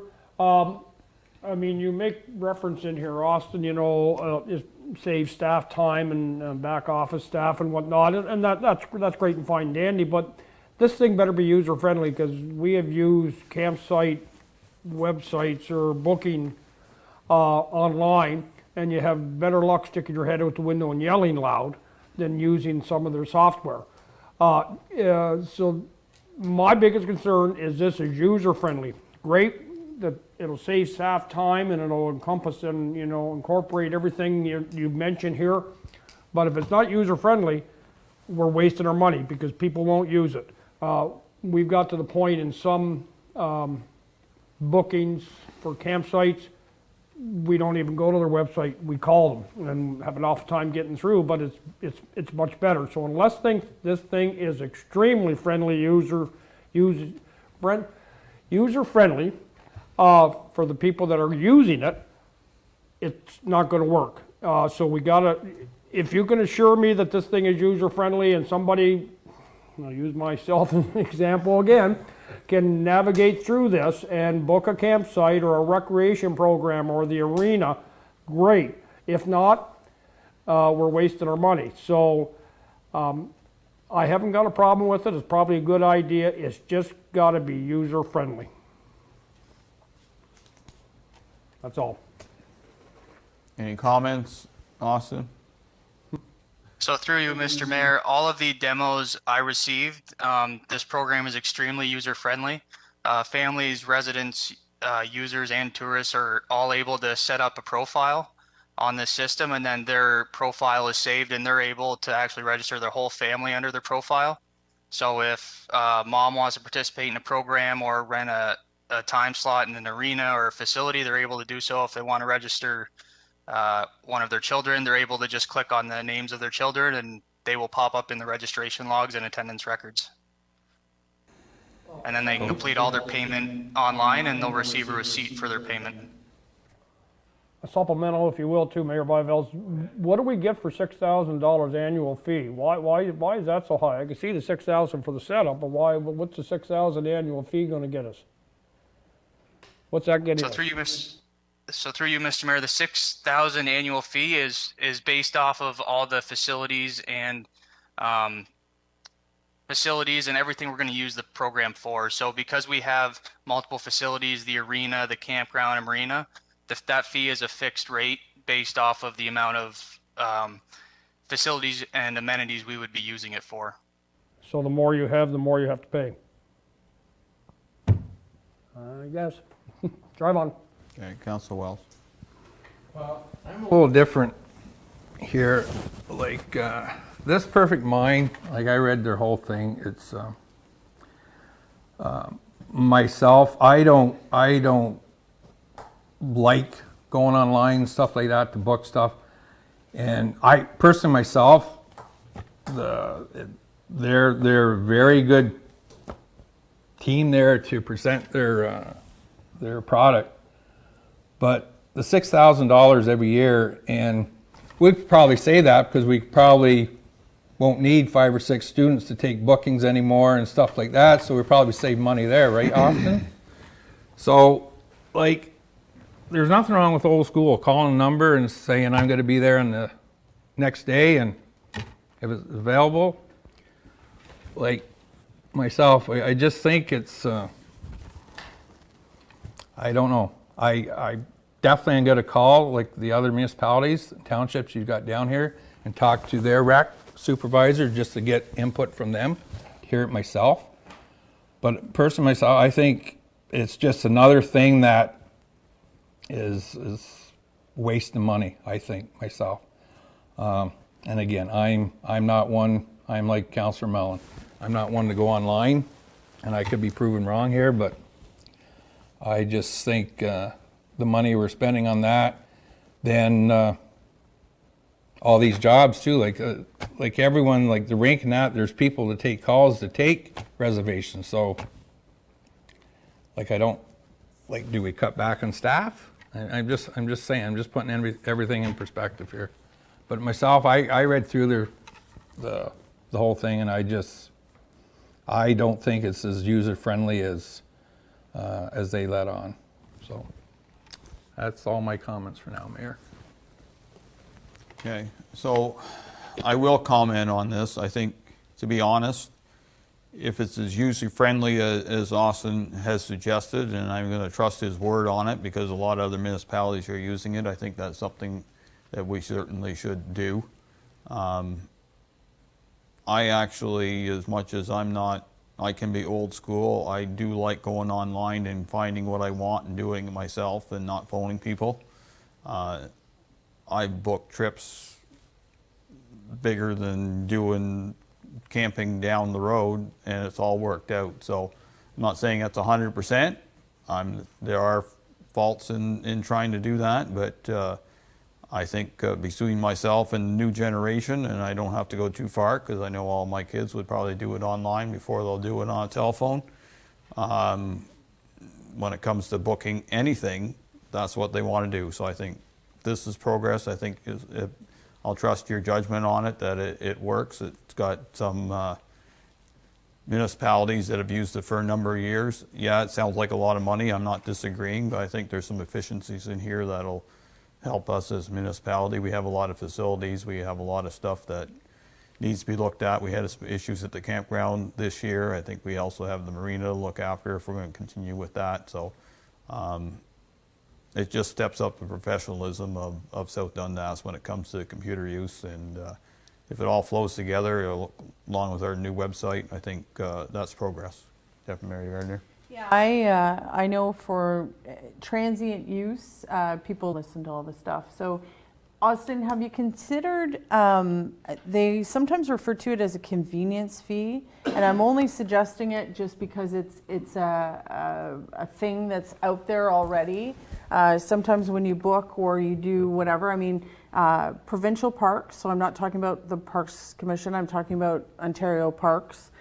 If you call them and have a person do the reservation for you, they actually tack on more of a fee, right, Archie? And as opposed to me, so I'm just thinking, is there, maybe there's something, you could put a percentage. Some people do it a flip side where it's a convenience fee where they do like a 3% or something like that. Not to muddy the waters, because I've always been one that doesn't want to add extra fees, but if we're worried about the return on investment, and I'm not suggesting for rink use or for our residents, I'm talking about strictly the campgrounds, because with the campgrounds, right, when you get your receipt, Arch, there's like a ton of different add-ons. So that might be a thought process. I wouldn't do it the first year, but if there's a big uptake where people are sitting in, I don't know, Brockville, and they look and say campgrounds, and they see Iroquois at 10 o'clock at night, and they go, okay, we're going to camp there, we're passing through. If there was a big uptake, that is something that you could consider for your return on investment in future years. So just a comment. Okay. Anything further, Councilor Lewis? Councilor Mellon? Good point, Deputy Mayor Gardner. It's there in the cost. Yeah. Councilor Wells? A couple comments. I like what Deputy Mayor said about the costs that. Just a question, how many transient sites does Iroquois Campground have, Austin? So through you, Mr. Mayor, we currently have 70 sites. Right now we have approximately about 35 or 40 seasonal campers. So it all depends how many seasonal campers we get. And we've had quite a few trickle in over the course of this season. So it's usually, from my experience in the rain. You don't have dedicated sites just for transients. So if our site, actually what I'm saying, if our campground fills up in the beginning of the year with 75 seasonal sites, this program, this Perfect Mine, there'd be no transient sites to fill, correct? Hypothetically. As of right, hypothetically. Yeah. No, I'm just stating a fact. guess if we fill up, we'll just keep on going. Yeah. That's business. I know. Well, if all you need is a pup tent, we're good. Anyway, anything further on this? Seeing none, all heard the motion. Those in favor? Opposed, if any? Motion carries. Thank you, Austin. Next report is FS 2021-04, the 2020 financial statements. Moved by Deputy Gardner, seconded by Councillor Wells, that Council accept report FES 2021-04 to approve the financial statements as presented by MNP LLP on May 25th, 2021. Is Sean on tonight? Yes, sir. Can you hear me? Yes, we can now. Welcome. Thank you, Mr. Mayor. This report is to formally approve the 2020 financial statements as presented by Jamie Pollock of MNP LLP on May 25th of this year. Upon approval of the statements, the required amounts will be recorded in the 2020 FIR financial information return for the province of Ontario, and the fiscal year 2020 will then be closed. Thank you, Mr. Mayor. Okay, any comments, questions, concerns from any member of council on this? I do have one question, Sean, on the reserve funds and just the excess of the restricted assets of 1.159 million. Where's that money going? How is that accounted? Just to kind of clarify it, please. Thank you, Mr. Mayor. My understanding is that those are actual cash that need to be transferred from the reserve funds into the general account, and that way, right now they're set up as payables, and once the cash is actually transferred from the reserve to the general account, that would zero them out. Okay, so what kind of impact does that do for available cash for municipality? Anything? No, sorry, it doesn't have any impact on the cash. It's just in a different location. It goes from just one bank account to another. Thank you. If there's nothing else on this, they all heard the motion. Those in favor? Opposed, if any? Motion carries. Next one, FS 2021-05, expense municipal drain costs.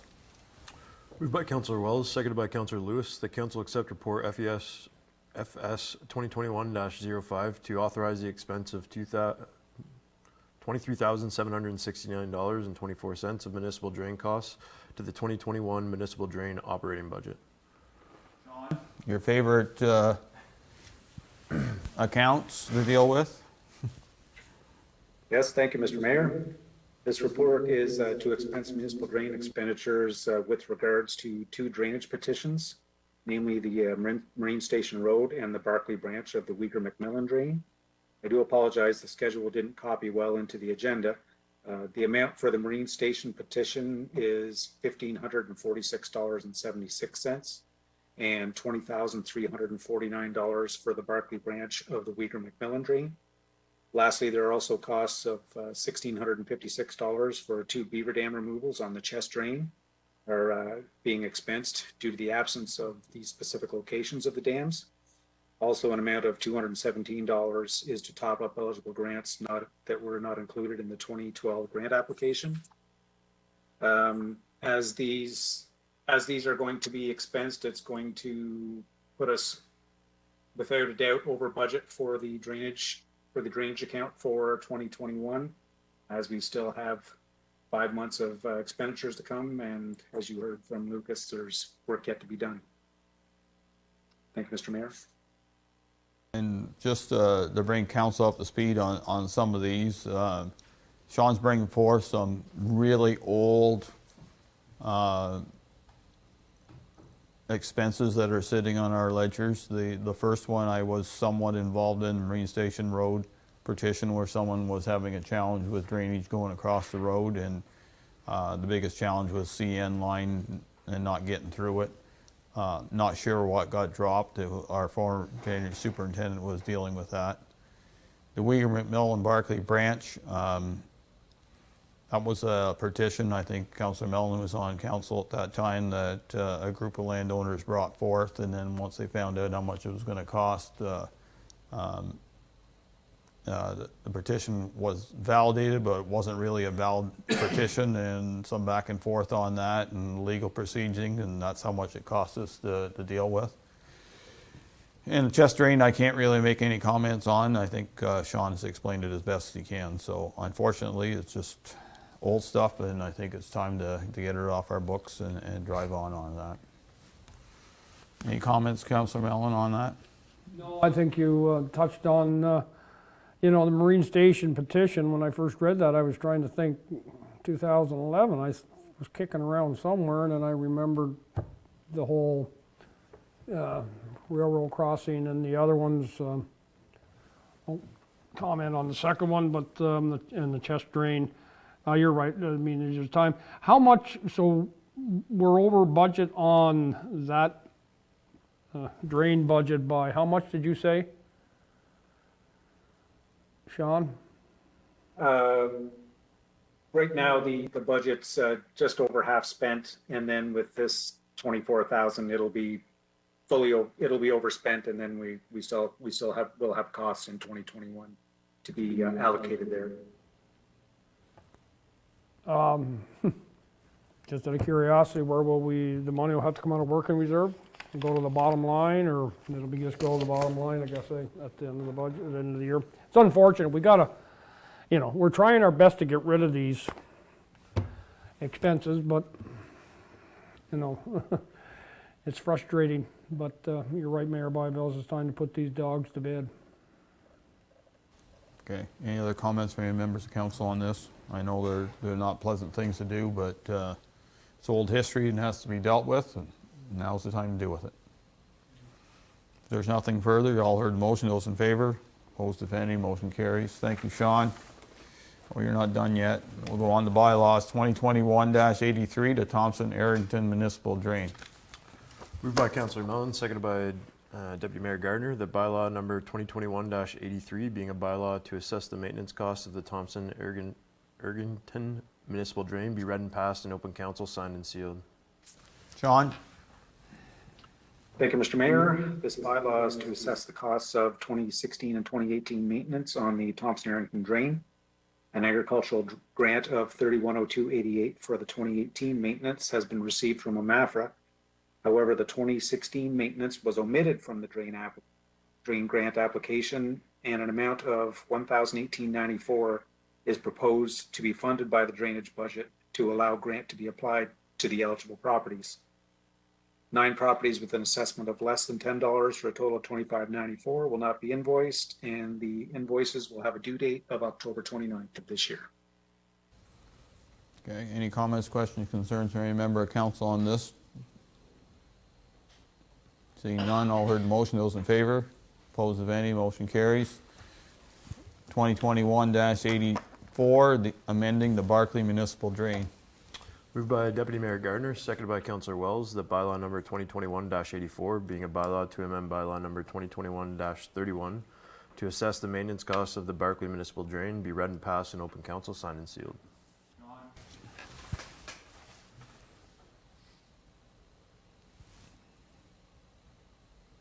Thank you, Mr. Mayor. This bylaw is to amend the assessed amount specifically to the Township of Eversburg Cardinal. Staff had errantly included a 2016 grant amount of $2242 against all properties in the watershed of the Township of Eversburg Cardinal, when none were actually eligible for the grant. The excess grant dollars will be recorded in a liability account until such time as OMAFRA can provide direction as to what we're due with those funds that are outstanding. Thank you. Okay, any comments, questions, concerns on this?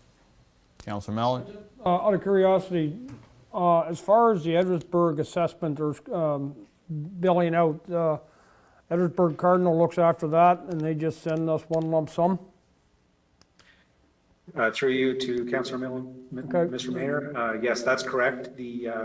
We send Edwardsburg Cardinal a lump sum invoice with a copy of the assessment schedule that's been updated by McIntosh Berry, and they will assess it out to their property owners, and they're aware of this situation.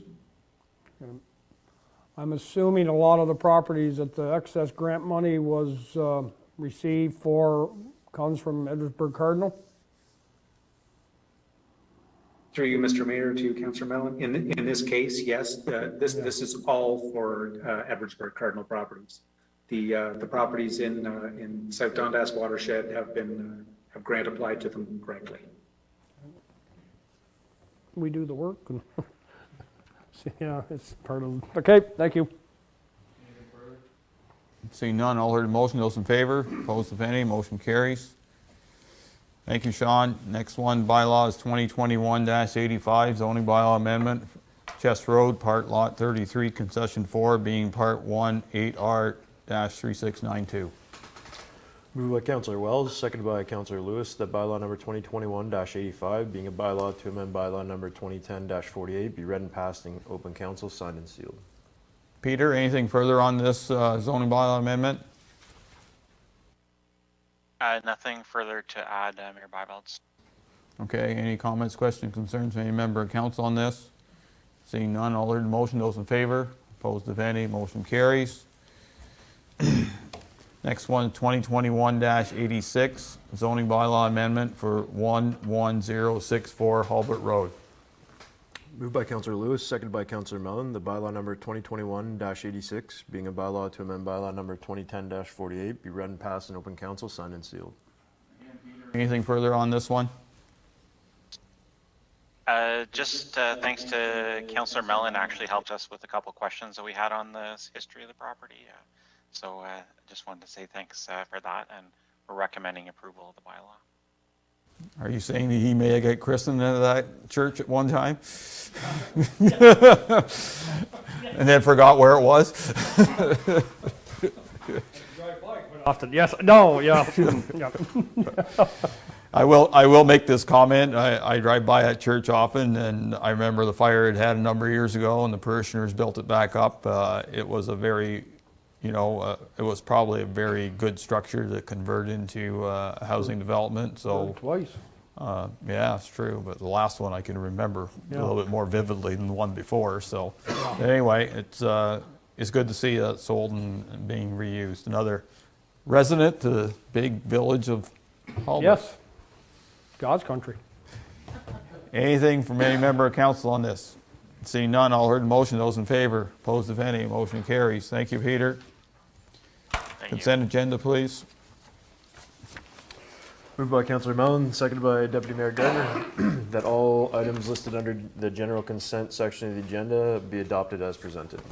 This evening we have two petitions from the City of Toronto and the City of Woodstock. We also have a notice of rate increase from Enbridge Gas for our area. You have the report from JW McIntosh Community Support Services of their annual general meeting. We have a request from the Airfall Lions concerning Airfall Matilda Lions concerning their chicken barbecue coming up in coinciding with the Airfall Apple Fest, which is also on here. We also have a request from the Renegade Bass, which staff are looking after. We also have concerns from Jan Mustard on Golf Club Road concerning some of the issues there, and I believe staff are putting up speed signs on there soon. Request from Linda Robinson, Lions Club down here for a car show. It's been a long time since there's been a car show there, so good to see. We have Youth Advisory Committee minutes update, key information report from Director of Transportation and our Fire Chief. Economic monthly activity reports from Economic Development, Water, Wastewater, Parks, Recreation, Fire and Emergency Services, Building Planning, Transportation, Finance, Corporate Services, and our Chief Administrative Officer. All heard the motion. Those in favor? Opposed, if any, motion carries. Boards, committees, discussion items. Council representative, County Council. County Council hasn't had an official county meeting since our last meeting. However, we did have a special meeting early in August to decide on extending work on County Road 8, Church Road, south of the work that's being done on the 818 section, and the County Council did approve that section. It's an extra $500,000, $500,000, that counties will be spending. That money will come out of their extra portion of gas tax money that we received this year. So I did thank all county councilors on behalf of the residents there that we're going to get that work done. So Church Road or County Road 8 will be done from one end to the other for the first time in a long time. So it's good that it's done. I'm glad. So hopefully it all works out. Any comments, questions, concerns from counties? Yes, Councillor Mellon. Yes, thank you, Mayor Byvels. As I Okay, go on. It's not County Road 1. Yeah, no. It may be on the list next year, but I'm not sure I can squeeze it on. I'm running out of roads. I had an inquiry from an agricultural landowner about the Winchester Springs crossing, especially coming from the east. That's a boundary road between North and South Dundas. North Dundas looks after it. I talked to our Director of Public Works, Jeff Hyman, about it, and I spoke to the mayor today about it, emailed. Their concern is coming from the east into Winchester Springs, you got to be out almost onto the road before you can see, especially with the larger farm equipment. The large farm equipment is the issue. He wondered if anything could be done. I don't know, this is a North Dundas, South Dundas, maybe county issue. The landowner, I think, is aware that there's probably limited what we can do. It was suggested maybe a mirror like they have in Williamsburg on the corner. I personally don't really like using those, and I think the landowner also is aware that, there's very limited that can be done. After talking to Jeff Hyman, I thought I'd bring it up at the county council report. And I don't know if there's anything, council would direct either yourself, Mayor Byvels, or Deputy Mayor Gardner, or our Manager of Public Works to, reach out to North Dundas into the counties and see if there's any type of solution, if any. And I fully realize and expect there maybe isn't much we can do. It's a sightline issue, but I said I would bring it up, and it's been brought up. Okay, well, fair enough, and I'm not disagreeing there could be a sightline issue. The sightline issue has been there forever. It's the old general store that somebody started taking down, then decided it was too good to take down, and it's still up. And my suggestion to you is that you contact the farmer to either email or phone Ben DeHaan at the counties and have Ben and possibly Mike Jans look at that intersection and see what their thoughts or recommendations are on it. That's the usual step on those kind of type of intersections, especially with a full county road going across and the county road going to the west, for sure. So similar to Glen Stewart, and that's what the counties did, and they'll look at it and assess it and see if there's anything that needs to be done or recommend any changes. Okay, thank you, Mayor Byvels. Or you can have, as I said, either have them contact him directly, or best is an email. It gives a nice formal, these are the concerns, and that way it's kind of wrote down and CC myself, or you can have that landowner give me a call and we'll go through it and go from there. But I'm not taking your accolades away. I'm just telling you that's probably the best way of dealing with this potential issue. Very good, thank you. Okay, anything further in counties? Yes. Oh, I was just going to add about, I was asked to participate in the AMO delegation with the Ministry of Education today. So we made a quick, I don't know what you want to call it, 15-minute presentation. We had a couple of requests, and hopefully they'll be fulfilled shortly. But I just want folks to know that we're still working on the education file, chipping away at it. Thank you. Any comments, questions, concerns? Okay, then we'll just go through the list. Cemetery Board. Nothing, Mayor Byvels. Airquad District Business Group, no meeting, but they will be having Apple Fest in September, and I'm sure if council wants to participate in that day, there will be some advertising out. Horse BIA. Just a quick one. Just a quick one. There's a report. I like that. On July 21st, the staff and myself met the chair, Sam Laurent, to discuss the future of the BIA. We decided to send a letter out to the businesses and get their input, and we are expecting to have a meeting sometime in September to see what's going to happen to the BIA. Okay. So hopefully in September we can come back with a report to state if the BIA is staying or they're going. Okay, I know it's been a challenging year and they've had some challenges, but I do see a lot of benefits with BIA and the businesses collaborating to do stuff, especially in a setup like we have at the Morseburg Plaza, because they all own their own section of what they do, but we tend to have part ownership of the, well, we have ownership of the sidewalk canopy and the parking lot, so better to work together than not work together on that situation. That's my comment on it. I think they need more people sitting at the table. The numbers are getting low, so. Yeah, But we'll see where we're going. Yeah, and I hope they look at it as something that more people need to participate and bring a positive outcome. Yep. Comments, questions, there from council? Thank you. South Nation Conservation Authority. No meeting this Thursday, still virtual. Okay, thank you. Morse Waterfront? We are having a meeting this week, tentatively. We did have a quick meeting with staff regarding the pathways. And there's been a bit of a change of thought as far as there were always these cobblestone, stone, patio stone things floating around. Mike was, what's his name? What's the? Justin? Yeah, Justin was Moran. able to find them, and they weren't what they were advertised as being, more from the 70s. So we moved on, and now we're going to do some pretty neat stamped concrete. So I'm pretty excited about that, actually. It should look pretty good. Okay, any comments, questions, concerns? Say it if you, okay. Oh, no, I'm not going to voice my opinion. That's fine. Okay. Airfall Waterfront Committee hasn't had a meeting, but there is a report from John Ross in the meeting that we'll be discussing, and they were involved in that. South Branch Community Fund. No, nothing yet. Carmen House. No, I tried to call Murray a couple times and he wasn't at home. Okay. But I'm working on it. Okay. Dundas County Archives, there's been no meeting.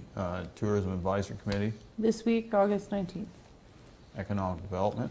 This week, August 24th. Oh, next week, I guess, August 24th. I will make a comment on economic development. I participate along with Deputy Mayor Gardner and Rob Hunter and C.O. Garrity on the funding at Ross Video. I think that's a showcase that Minister Fidelli was very impressed with, and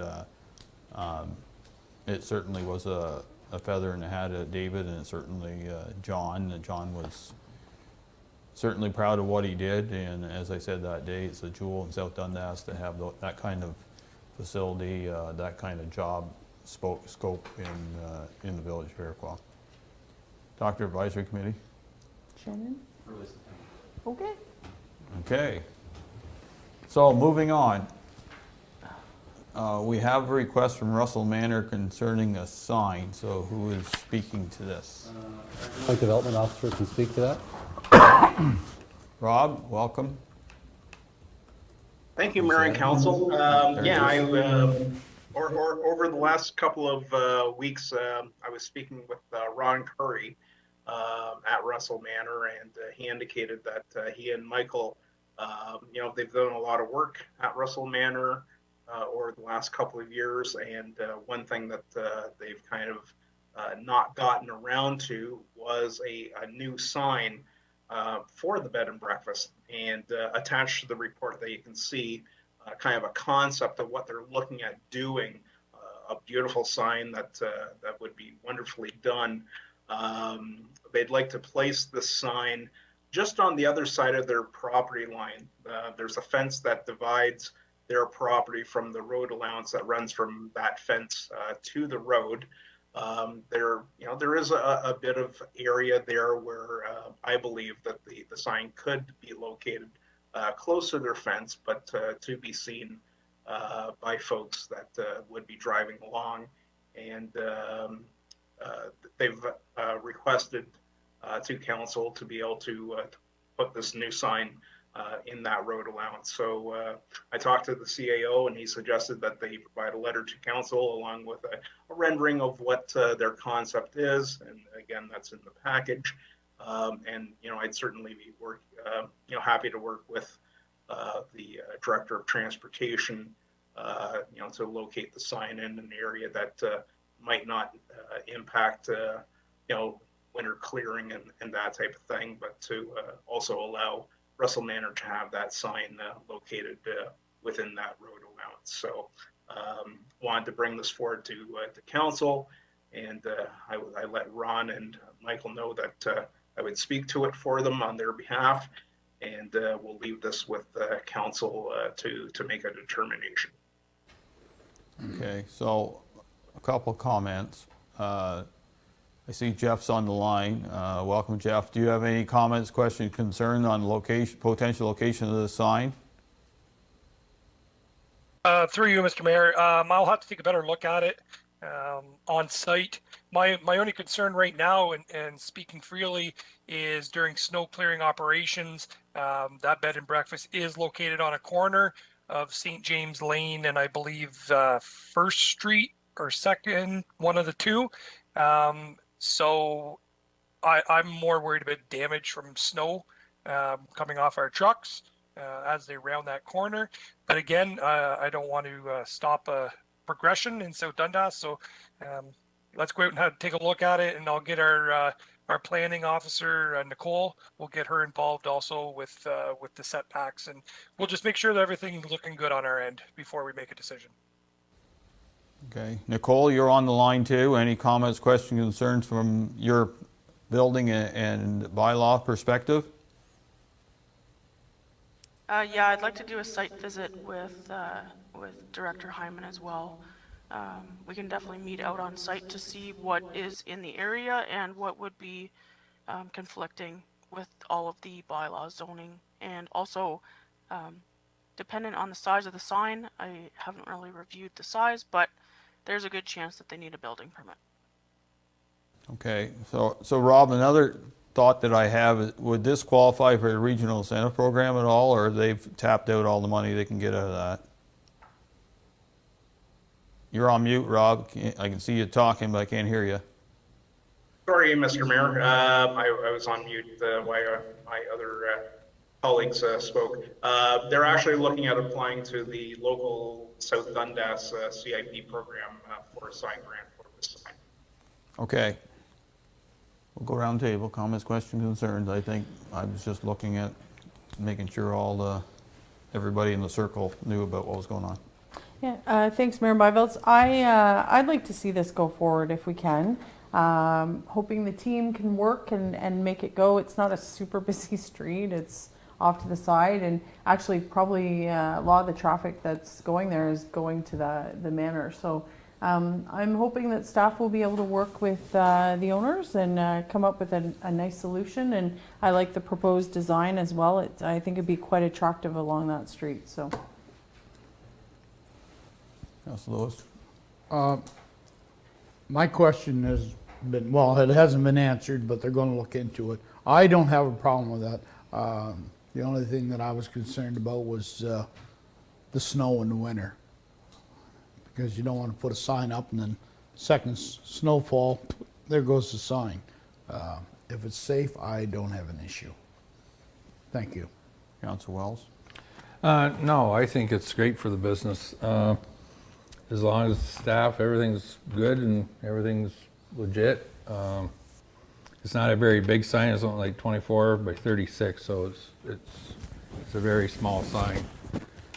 As long as it's great. As long as everything works and everything is up on the up, I'm all for it. Councilman Allen? I have no problem with them putting the sign up. I just maybe like to see us, I don't know, that's on a client.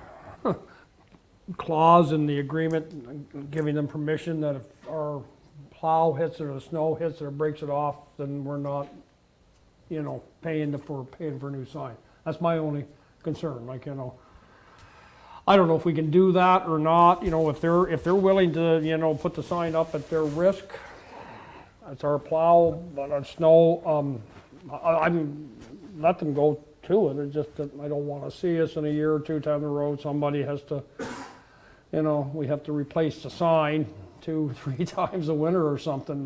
That would be my only concern.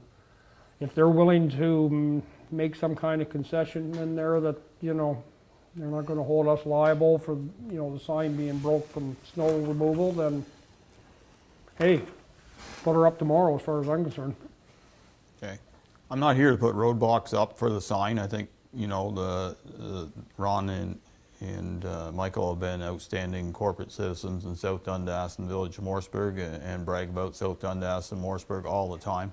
I just want to make sure it's done right and making sure that there's no implications to our infrastructure, and it works for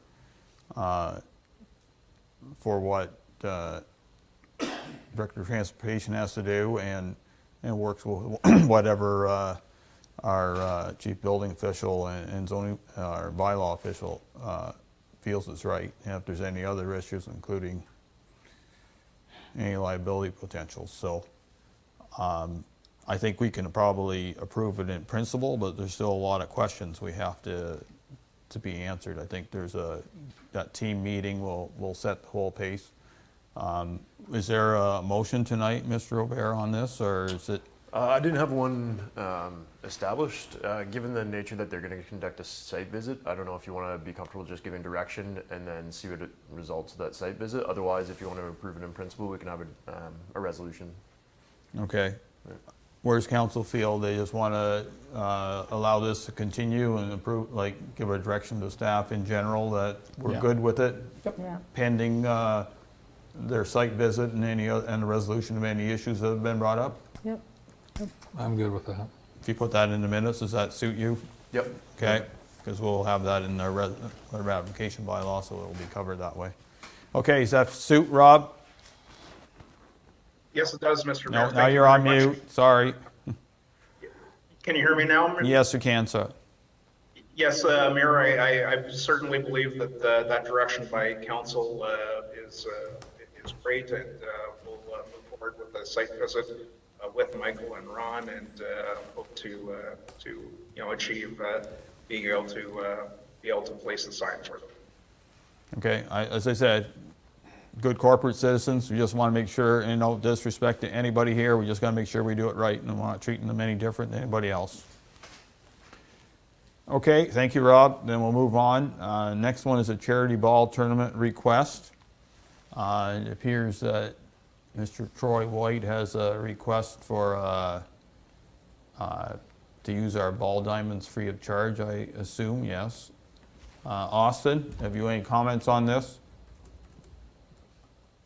Yes, thank you, Mayor and Council.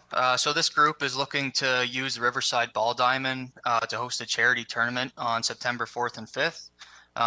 The group is just asking for Council's approval for the municipality to waive the $100 tournament fee, and as all of the proceeds will be going to the Epilepsy Foundation.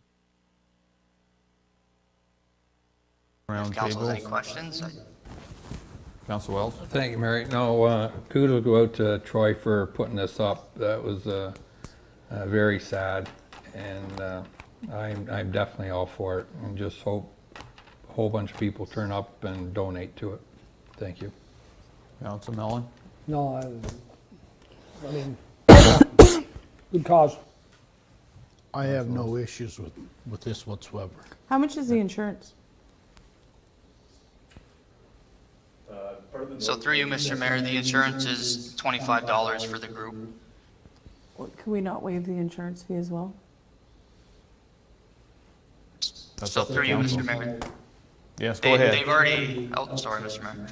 They've already paid their insurance fee for the year, so. Yeah, they're part of a larger wiffle ball group. Okay. Yeah. Okay, so council good donation? A resolution for that? Yes. Go ahead. Moved by Deputy Mayor Gardner, seconded by Councillor Wells, that council approve the use of the ball diamond for the September 4th and 5th weekend for a charity ball tournament. Anything further? All heard motion, those in favor? Opposed, if any, motion carries. Thank you.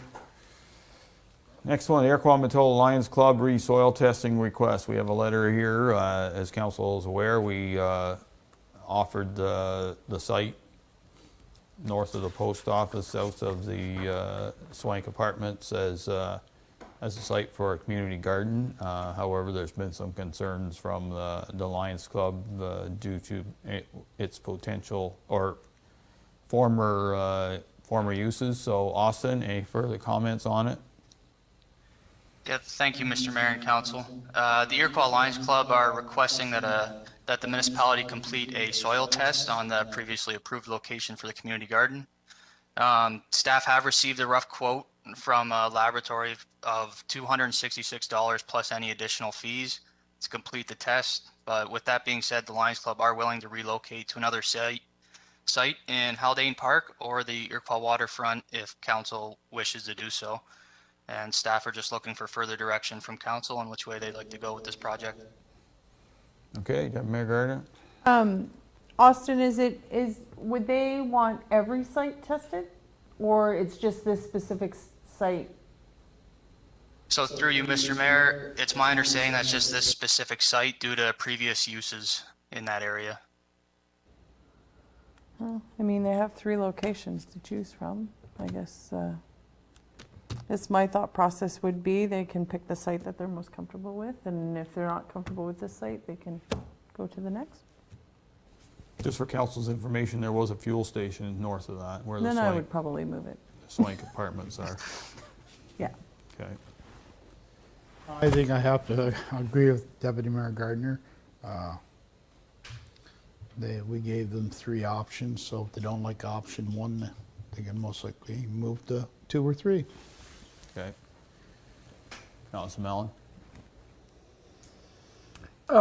Yeah.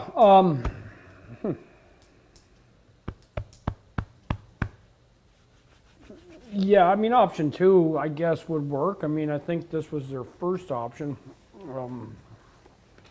Let them go to option 2 or even pay a portion of the heavy metal. Like, I mean, if they're going for heavy metals and stuff,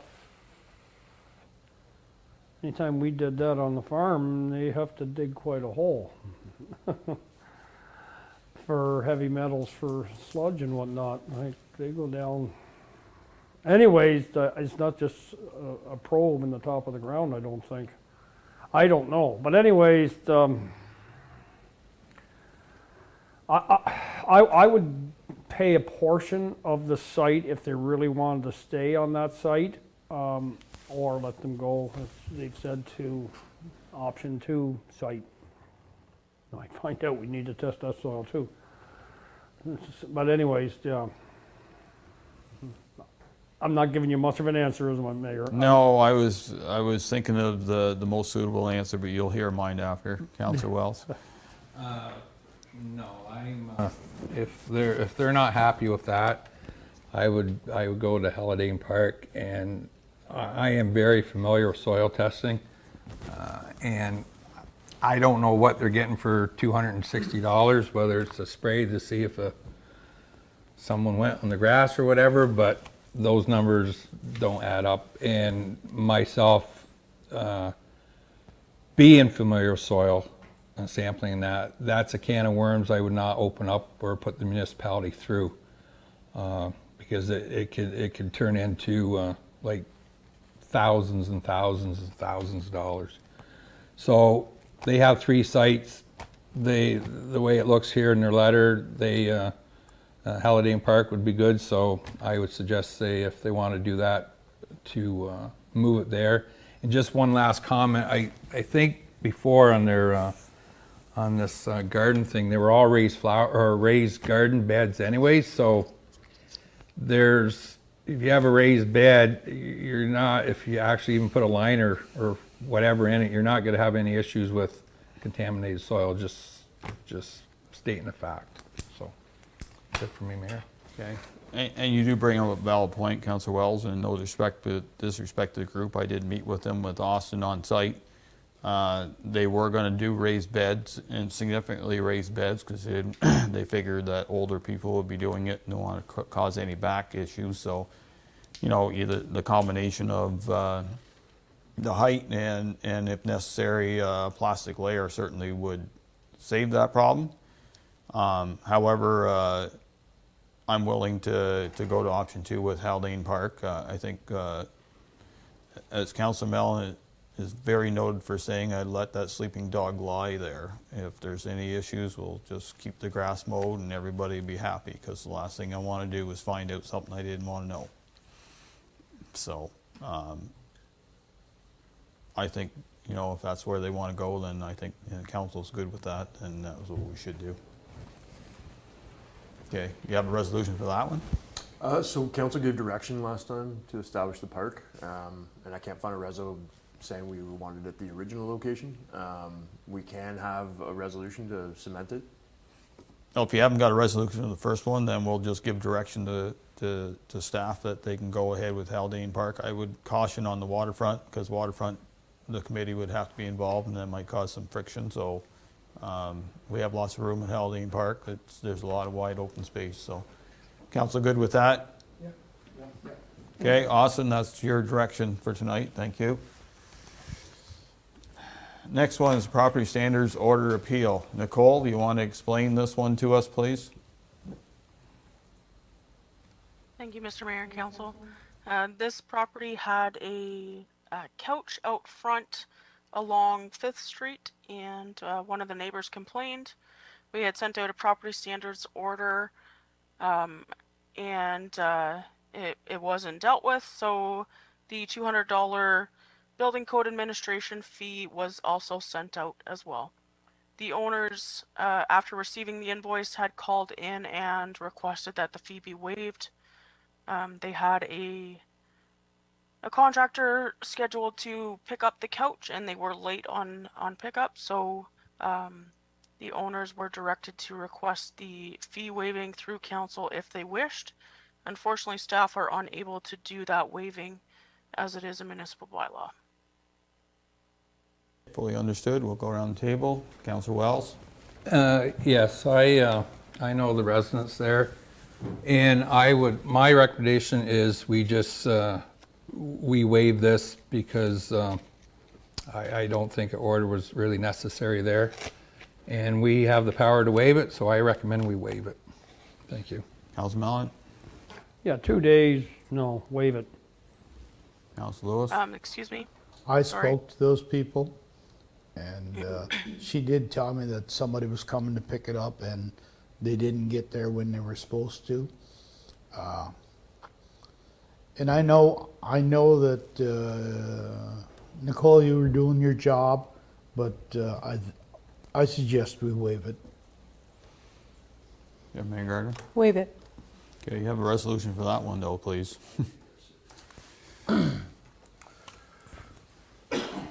Moved by Councillor Wells, seconded by Councillor Mellon, that council waive the $200 administration fee as outlined in the correspondence dated August 12th, 2021. All heard the motion, those in favor? Opposed, if any, motion carries. Thank you, Nicole. Next one is the ICIP Green Stream Intake 2. Shannon? Yes, thank you, Mayor and Council. So I wanted to bring this to Council in regards to the Investing in Canada Infrastructure Program has opened their Intake 2, which goes more towards treatment plants, reservoirs, local pipes, including distribution system, water mains, and municipal portion of service lines and pump stations. This is a fund that is 40% federal, 33.33% provincial, and 26.67% municipal. We are allowed one application for this project, which is due September 9th. And our recommendation with council, and looking for some council direction, is that we use this application towards the Carmen Road relining, water relining project that we've talked about back at budget time, and that currently EVB Engineering is preparing a Class A assessment. Based on the application guidelines, the provincial nominations would be expected by winter of 2021, which what we've seen before is usually if the province approves a project, the federal government approves as well. So we'll have a good idea at budget time whether or not we're approved for that project or not. The federal decisions are expected in 2022. And unfortunately, we cannot proceed with any work unless we get approval first. So if we start the work beforehand, it will not be covered under the application. So what we're looking for tonight is if council is comfortable with us going with the Carmen Road water relining. We did at that time provide two different options. One option being the shorter, option B being the shorter option. So option one was presented as the relining of 1,420 meters of water pipe, and option two was 560 meters of water pipe.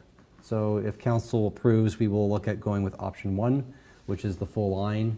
Dennis is online tonight if council does have any questions in regards to the technical scope of work. I'd be more than happy to answer any questions if council has. Okay, Deputy Mayor Gardner? I say go for it, and as long as possible, get it done. Councilor Lewis? The only question that I would have, and it would be for Dennis, because I don't think Shannon could answer this question. Dennis, what is your faith within that water line now? Do you think it can last for that period of time? Or is it in real bad shape? Thank you, Mayor and Council. My recommendation would be to replace, to reline right from option one, right from Craig Packaging right up.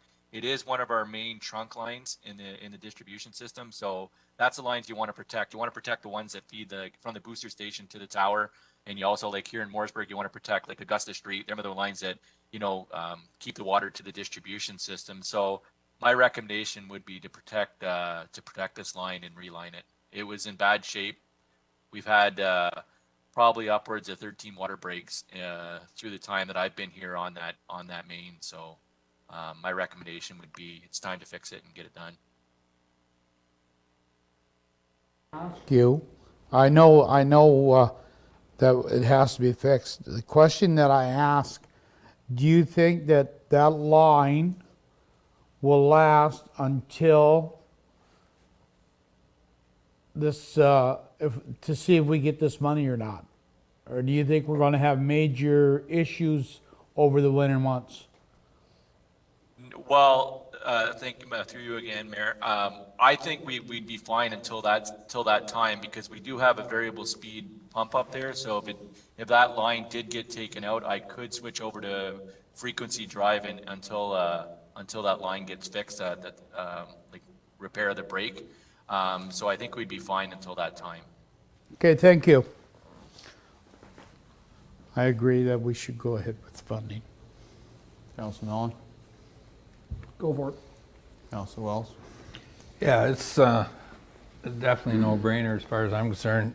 Like 100% of us paying for it, or wait to see, and we're down to 26 or whatever it was. So I definitely want to go for this.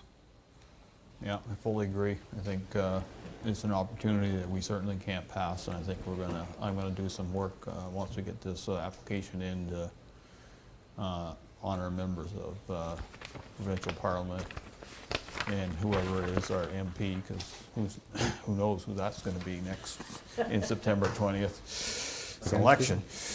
Yes, go ahead. Just to add to, so with EVB continuing doing the Class A, we'll continue with that.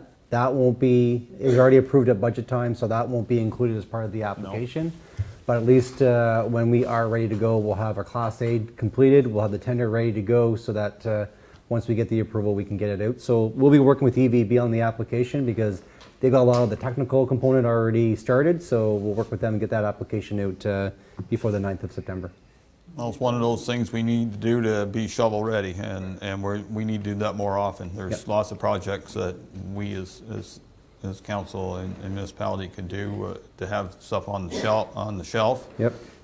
It's called an investment in the future, and like North Dundas did in the village of Hallville, the hamlet of Hallville. Yet it's getting bigger by the day, though. To spend almost $2 million there is quite outstanding. So, but you got to be ready, because you cannot not be ready. Councilor Melton, anything further? No. I mean, we had to do the Class A estimate anyways, so. Yeah. Okay. Is there a resolution on this? No, direction will be fine. Okay, good. Then we direct staff to continue on, and hopefully we're successful. Next one is draft lease agreement for the Bridgeton Archives, CO. So since the Matilda Recreation Committee came to council earlier this year, we've been working with the group to put together a draft agreement that would kind of get us through the next few years as they explore options within the building, do some preliminary investigation, do some studies. So with council tonight is a draft agreement, looking for council's comments. Basically what the agreement is that we're the owners of the building. We will continue to provide the utilities, the water, all the amenities, and that they will continue doing their investigation and deciding on what they're doing, and then reporting back to council on a frequent basis as far as what their plans are. So they'll have to require to have insurance, pretty much your standard type of lease. At the end of the day, if either parties terminate, so if the group terminates the agreement, any money that they had invested in there would be not paid back by the municipality. But if 3 years in, they've invested $100,000 in that and the municipality decides to terminate it, then the municipality would then have to pay what's been invested in the South Branch Fund back to that.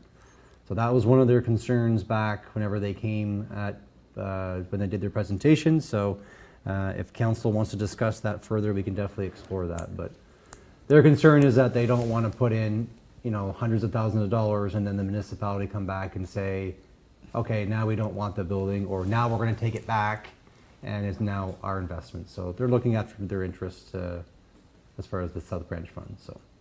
Okay, and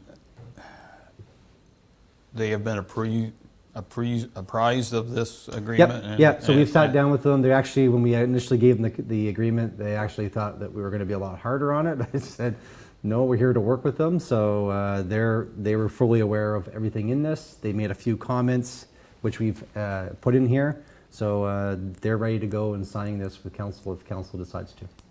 Okay, Council Mellon. Oh, I mean, I don't know why they ever got the idea that we were going to let them put 200,000 in there and then we're going to pull the rug out from under there. Might have heard that. No. I mean, this is good. I mean, they don't pay any until they get the renovations totally done. They pay us $1 a year. So after that, right. So what we basically indicated is that this will be renewed every 5 years. Initially, their presentation said it would take them close to that to kind of get things established and up and running. And at that time, we can review. We can even review on an annual basis if need be. I mean, their plan was a good plan as far as I was concerned, and was out for 5 years. Giving themselves time to try and. I'm good with it. I don't see any issues with it myself. Councilor Wells. No, I went through the agreement. We said right from the get-go we were going to work with them, and I think we're giving them enough time. We're proving that we're working with the committee. So let's see where it goes, and hopefully everything turns out for the best. Yep, Mayor. Yeah, thanks, Mayor. As long as they're okay with it, because some of these agreements can be kind of hefty, and when volunteer groups look at it and go, like you're talking about parking and all that fun stuff. Yep. So as long as they were okay with it and didn't feel like we were arming them too much, I'm okay with it. No, they were fully aware of the agreement, and I said some of the changes were discussions we had up here a month ago or so. So this is totally what they're okay with what's in here. Okay. Yeah. Councilor Lewis. Get it signed tomorrow. Okay, and I agree. I know that I'm sure that when you put it in front of them, they all looked at it and said, "That's a pretty wordy agreement," but it does make a lot of sense if you read through it. It's not overhanding. I think it's fair. If they walk away, it's ours. If we take it away, then we pay. And it's not just us as this council, it's the next council too, because they'll be the one at the 5-year renewal that will have to make determination of where they're going forward with this. So I'm good with it. If they're good with it, I know they have vision. Let's see where it goes from there. So what we'll do is we'll get them to sign it. We'll bring it back to the next council meeting by bylaw to execute the agreement. Okay. Okay. Good. Okay. Thank you. Everybody's looking at their watch. I'm not sure why, but anyway, I thought we were doing pretty good. Tomorrow. I'd like to thank council for allowing me to put this John Ross request on. It actually started last night and it started over the weekend. So, little background, airplane enthusiasts or pilots and whoever's with them have become a thing at the Airfall campground. They were a thing in the past, but it seems like that the new building and John talking about it in the airplane community is certainly bringing more to Airfall. They were coming in with their planes and taxiing over the walkway into that area in front of the building, not on the raised part, but the lower part. John was made aware of the issue from a safety point of view, where if somebody was walking down the path or cycling down the path and a plane came in and there was a collision, that'd be a serious issue. So John was calling a meeting of the Airfall Waterfront Committee, and I sensed there was some urgency to it, so he did call me this morning and reached out to me, and I suggested that Austin and myself and him meet at the site to visualize what he thought needed to be done. So he did send us a letter. To be honest, I haven't gone through it, but I'll give you the synopsis, and I don't think it's any different, but I will ask Austin to make comments on it too. So John is suggesting the area east of the pathway, a little bit south of the current campground building, be designated as a airplane campsite, where most of them just put up a pup tent and use the facilities and then stay overnight and then move on. He wants to drain the area with swales.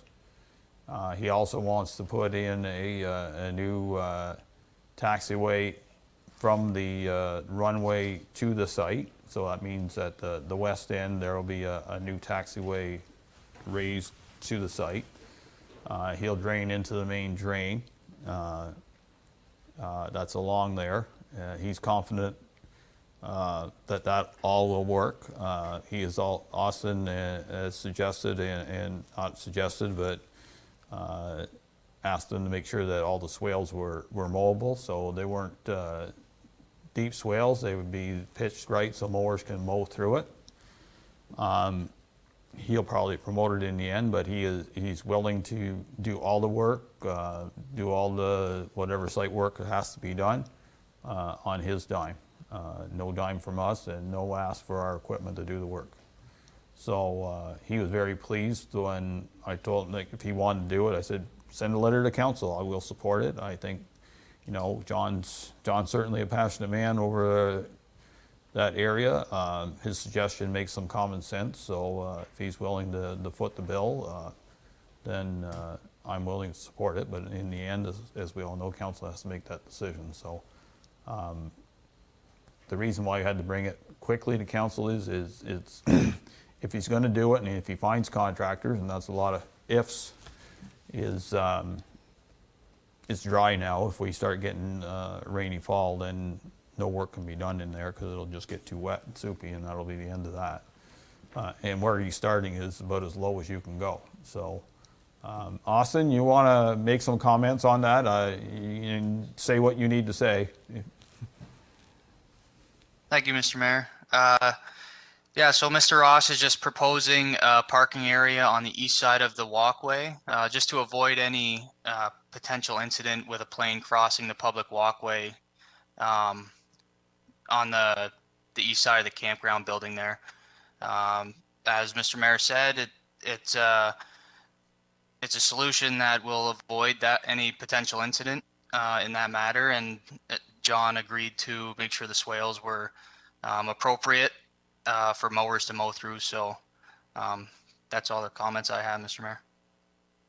I just got a small Google Earth map there that outlines where it is.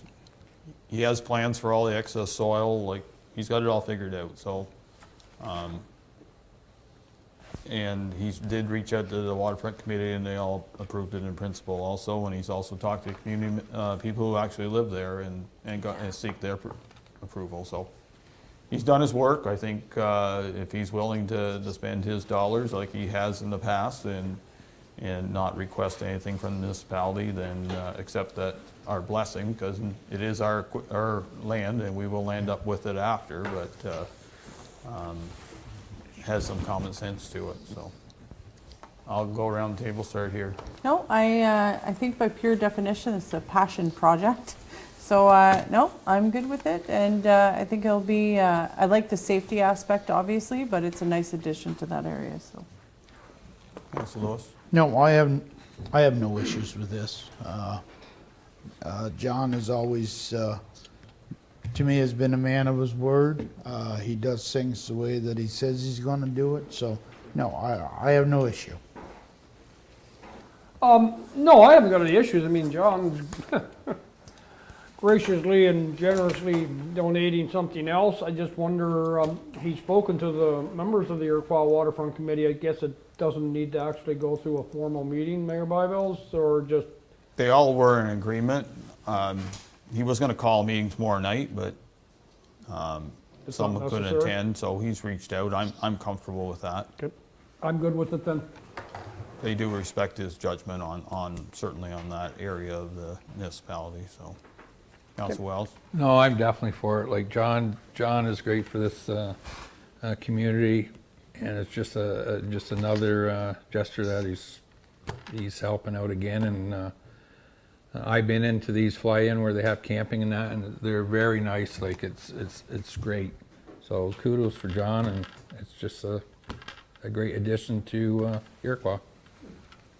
Yeah, no, so I did tell John that Austin, he would have to work with Austin, make sure that the site is done and can be certainly workable. So he, just on a side note, he did suggest that some of them were requesting that water be delivered to him. And I said, I did tell him, straight out, said, I'll give you all the pails you need, the building's there. So we're not ready for water yet, one step at a time.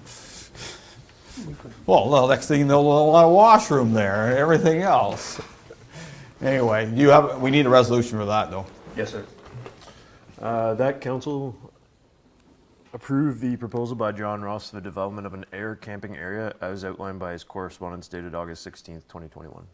Anything further comment on this? Seeing none, all heard the motion. Those in favor, opposed if any, motion carries. So I'll leave that up to you, Austin, to reach out to him and make sure everything is copacetic, including insurance. So, okay, that's the end of the agenda. There's nothing else from council. No notices of motion? Nope. Okay, ratification bylaw, please. Moved by Deputy Mayor Gardner, seconded by Councillor Wells, that bylaw number 2021-87, being a bylaw to adopt, confirm, and ratify matters dealt with by resolution, be read and passed in open council, signed and sealed. All heard the motion. Those in favor, opposed if any, motion carries. So before I ask the clerk to read the adjournment motion, I'd like to thank council for their work tonight. We were fairly efficient and did a lot of work tonight. I'd like to thank staff for all the reports that they presented to us and the work they did on them. I'd like to thank the press for being here, and I'd like to thank the audience for participating in our meeting, including those who were part of the public meeting. Go ahead. Moved by Councillor Wells, seconded by Councillor Lewis, that council now adjourned to meet again at the call of the chair. All heard the motion. Those in favor, opposed if any, motion carries. Thank you very much.